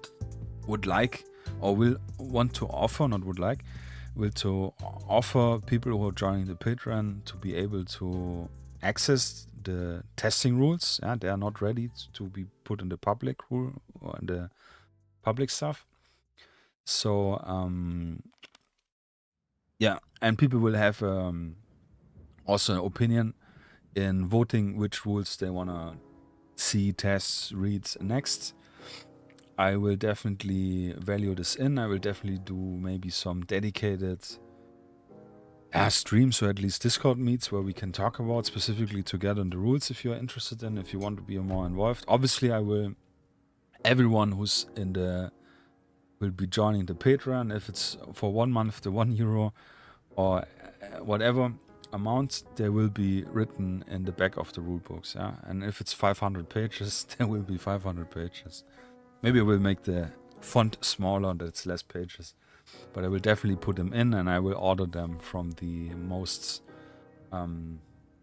contributed in all means to the least contributed, because I have some, or maybe it's just alphabetic, I actually don't know. But I think the most contributed makes a little bit more sense. So obviously I want to involve the community there if there's a community and if there's an interest. But I don't want to force anybody. If you just want to wait until it's all out, then obviously be my guests. The other thing I want to give in the Patreon is a monthly scenario, not the learning scenarios, which I will do now for free, which will probably be a total of 3, 4, 5 maybe, it depends. Maybe 4 or 5. With this current campaign thing, but like full scenarios, which will be with force composition and table layout, more or less like what we saw here, but a little bit nicer within color, which I want monthly to give one out. Maybe for the next ones I can do a little poll, if there are enough people who are in the Patreon, and maybe we can do a 3-month campaign thing where we can decide together on a setting or something. So this is something I would like, and I want to give back, and obviously this is more resources available, and those scenarios I do wanna then most likely makes also sense. If we have a collection, I will then offer them separately as a PDF for, I don't know, 2, 3, 4, 5 euros. Or you can join the Patreon and always download them. Not at the $1 tier, but maybe at the $5. Yeah, something which is super usual. Maybe I make 3 euros, so I have no idea. I have to investigate. Like I said, I don't want to enrich myself with it. Don't want to say, I make a Patreon and then I can buy the golden dice set. It's just really it is for me to support creating the rules, getting more nicer artwork, and if you want to support me. And yeah, so this is one big pre-announcement. I have not mentioned this anywhere else yet. This is one thing.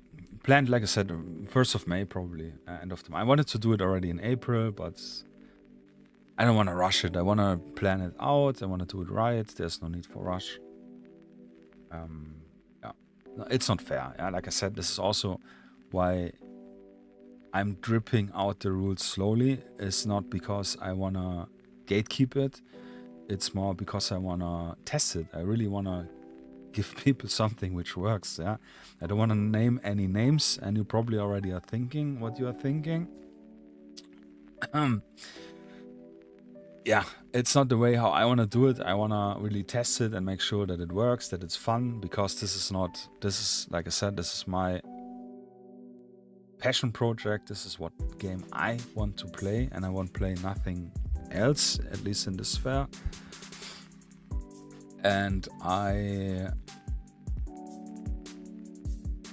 yeah, it should work. Yeah, that's the main thing.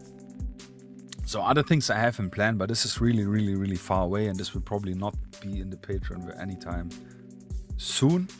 I have, based on the core rule system we have here, I have already very, very rough notes, a very, let's say, Zona Alpha Stalker SCP inspired cooperative solo rule sets laid out, which bases on the core rules of dynamic infantry combat. So if we are finished with dynamic infantry combat, then I will move into this one, probably because it's the one I'm second most excited.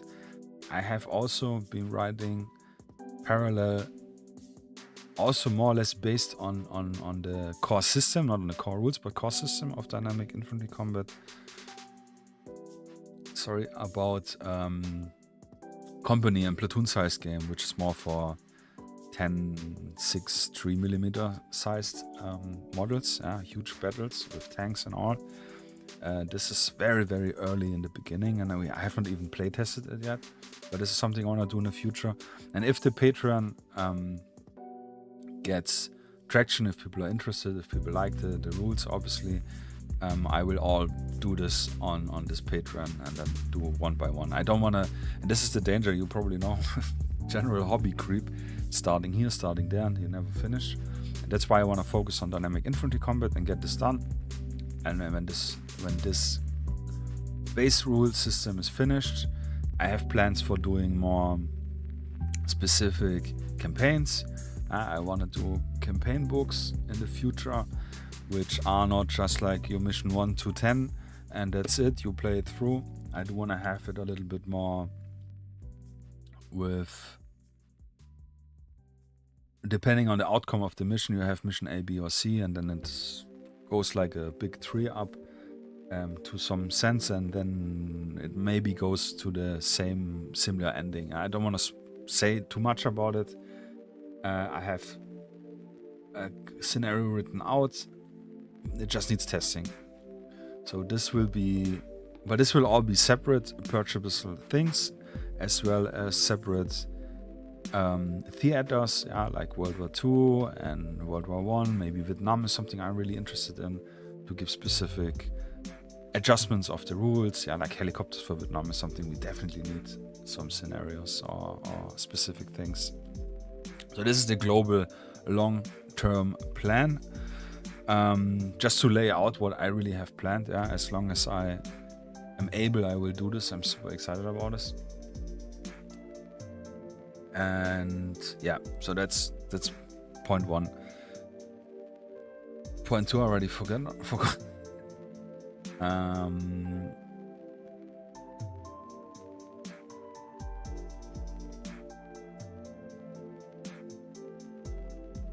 Yeah, actually that's all. I wanted to talk about something else. I really just blanked myself. So yeah, that's it. That's the plan. Long story short, no need to beat around the bush. Oh, I can actually show you if you like. This is something we can look at quick. The Black Atlas models. And instead of showing the 3D models, I can actually show the actual models. Yeah, so this is that's it. Yeah, hold on to your horses.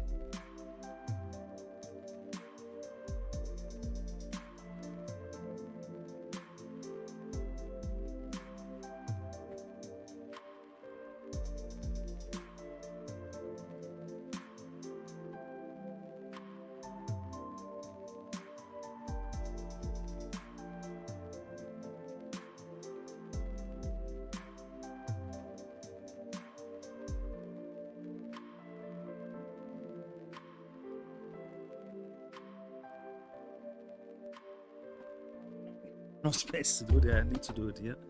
Yeah, so I have this very cool elongated suitcase. Yeah, I bought this on some yard sale, Flohmarkt.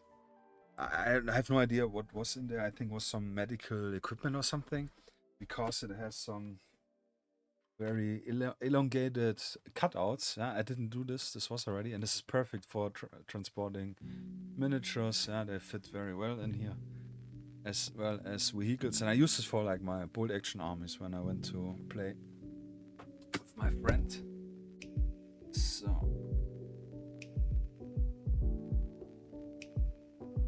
them all out. As I actually did. It's tradition. I painted them all, obviously, the day before I went to Hamburg, and even in Hamburg,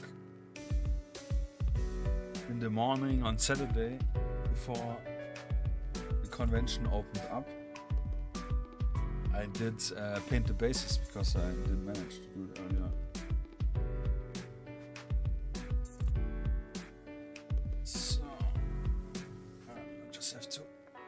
One by one.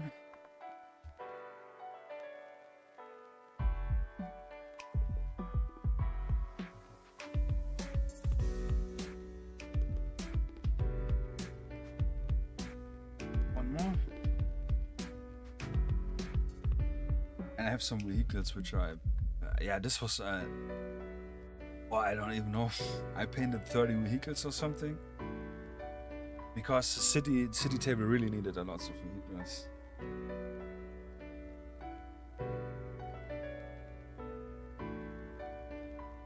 Yeah, vehicles fine. Yeah.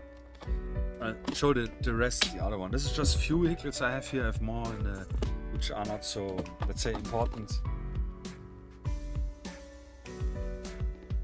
I place them somewhere else.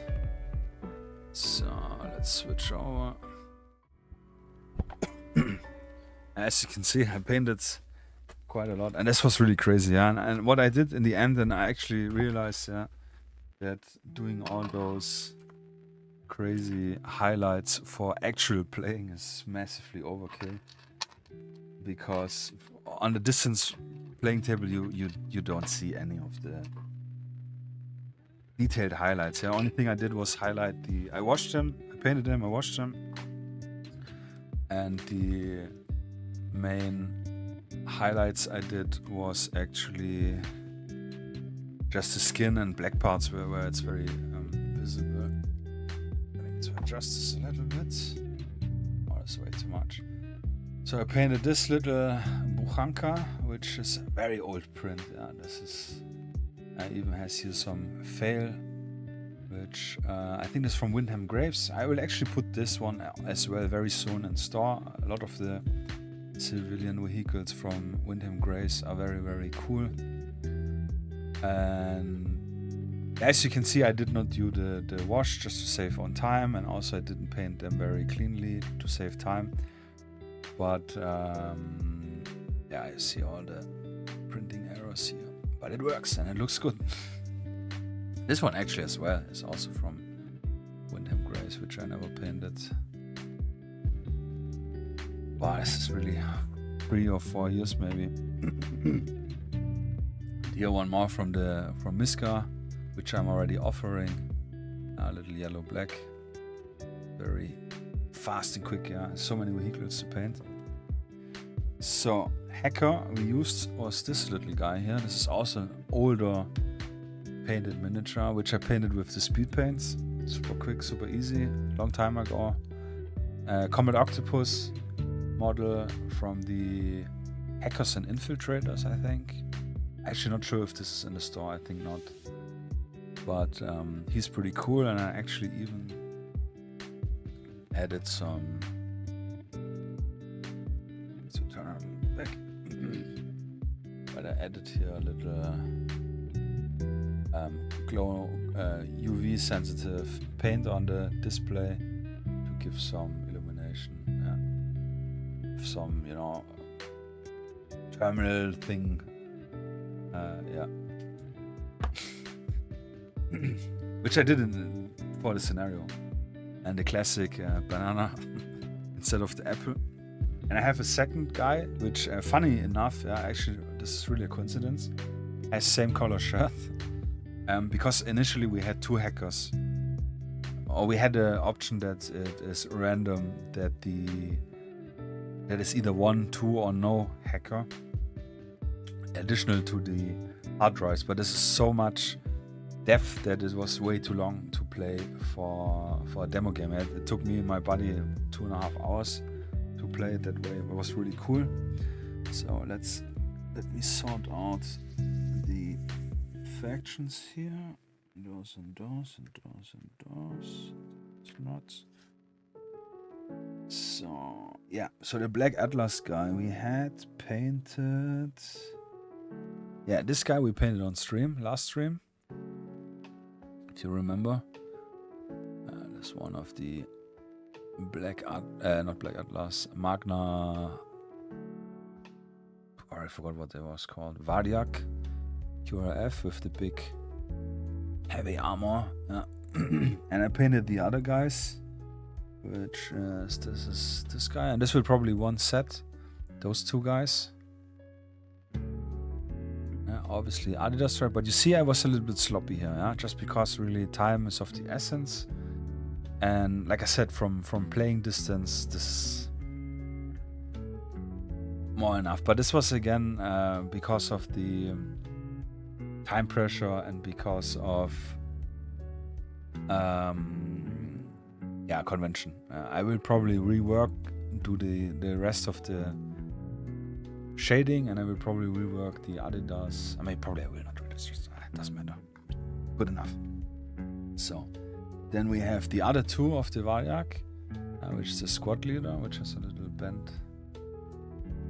Okay, we can bend this back. Yeah, he was in the foam a little bit pressed. But yeah, those 2 guys, which I think very cool. He was the squad leader, as you may have guessed. And he would have been the team leader, which we didn't use then in the end. Because they were distinctive with the classic hand, and he got only the jacket.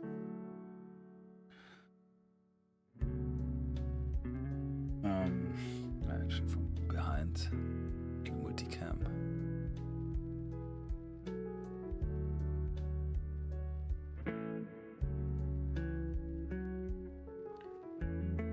And then from the regular Magna, which we already have in store, I made those 2 guys. I didn't even paint their eyes because, like I said, I thought it's not so important. All Adidas. And little booty cam here again.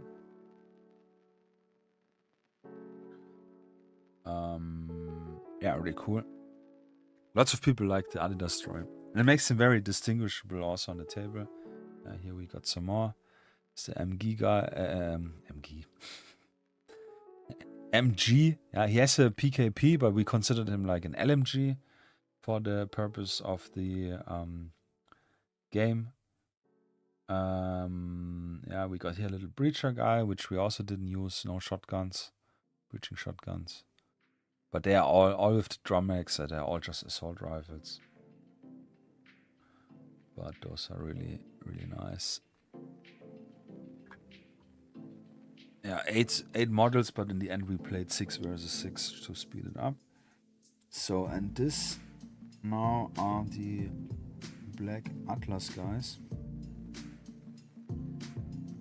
Let me sort them quick out. Those, I think. Yeah.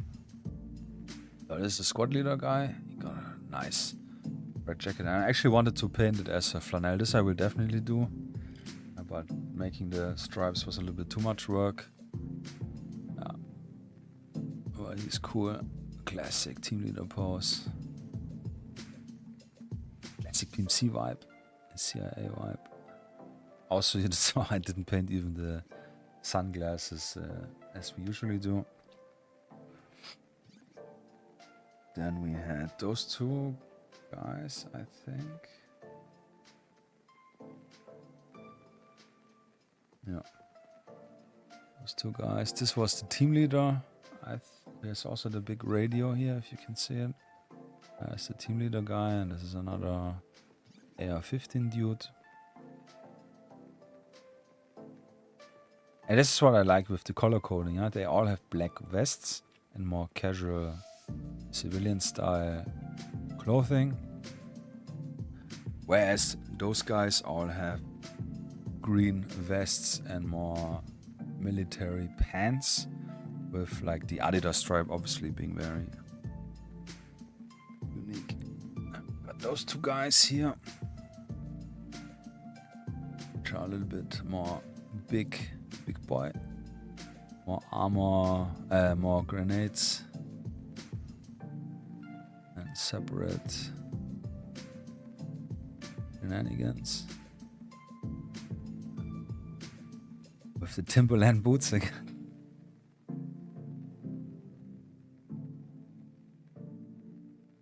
LMG guy, which is really, I like this guy a lot.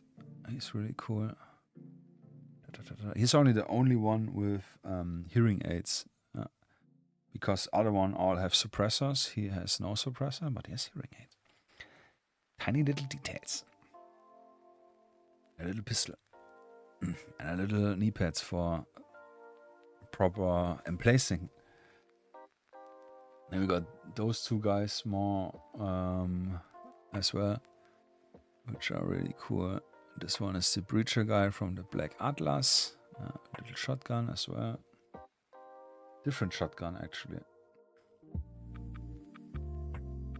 Yeah. I think they're really cool, but I think you can definitely, if you know how my other painting style usually is, that I rushed them and only highlighted the black vests and the skin parts and the guns.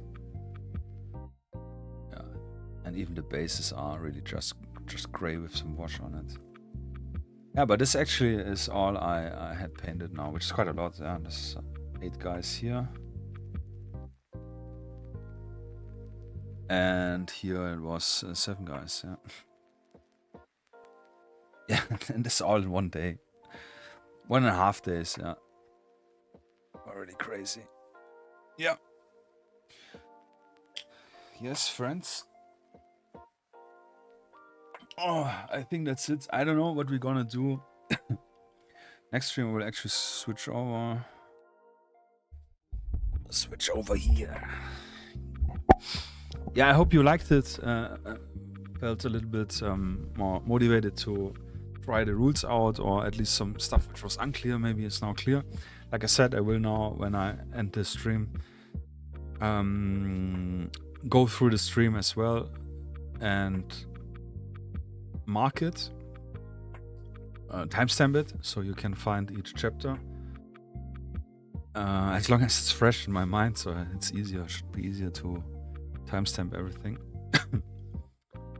If you're interested in being a little bit more involved in the rules, besides the Patreon, which is coming end of month,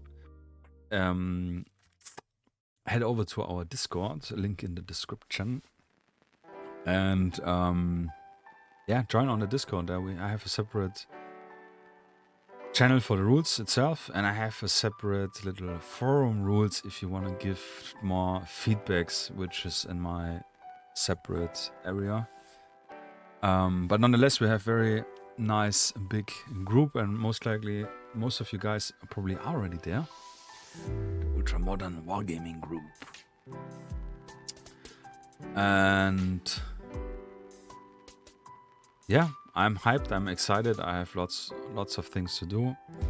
And this I have always to do, but I mean, I want to do in terms of the rules. Yeah, like I said, revised and German versions the next 2 weeks or earlier, and the new scenario, the next one, as well as yeah, the other stuff. Yeah, next stream, I don't know how we gonna do next stream, maybe, but this is a very big maybe. 16th April, maybe more likely 23rd. 23rd April, if at all. Yeah, like I said, I do want to keep the streams maximum 2 per month, just because it's so much time. Like today also, like okay, this one was a little bit easier to prepare because I just grabbed all the game stuff and I showed you what I have, and we just talked about it, so it's not as much. But I made the posts on Instagram, on Twitter, and so on. So this takes some time. Yeah. So maximum 2 streams per month. So I guess 23rd will be the most likely next one, maybe 30th, but I will announce it definitely a week earlier than just one day, like I did today again. Yeah, I think I said, I actually don't. It feels like I'm missing something, but I think not. I think not. Yeah. I will fade out the music now. Maybe. Maybe not. I will probably get now into Grey Zone Warfare because I'm really hyped, and I haven't played since the weekend because I've been very disciplined in getting stuff done. But now it's already late. No sense in starting something else. So I think I will take the chance, play a little bit for an hour or two, and then maybe go early to bed for once. This could be not bad at all. So yeah, guys, thank you very much. Actually, I will fade out the music. Thank you very much for joining again. I hope you found it interesting. I'm very interested in hearing your feedback, your questions. I definitely want to get the community or any players or anyone who's interested more involved in this. Please feel free or join the Discord if you wanna more about the rules. Dynamic infantry combat.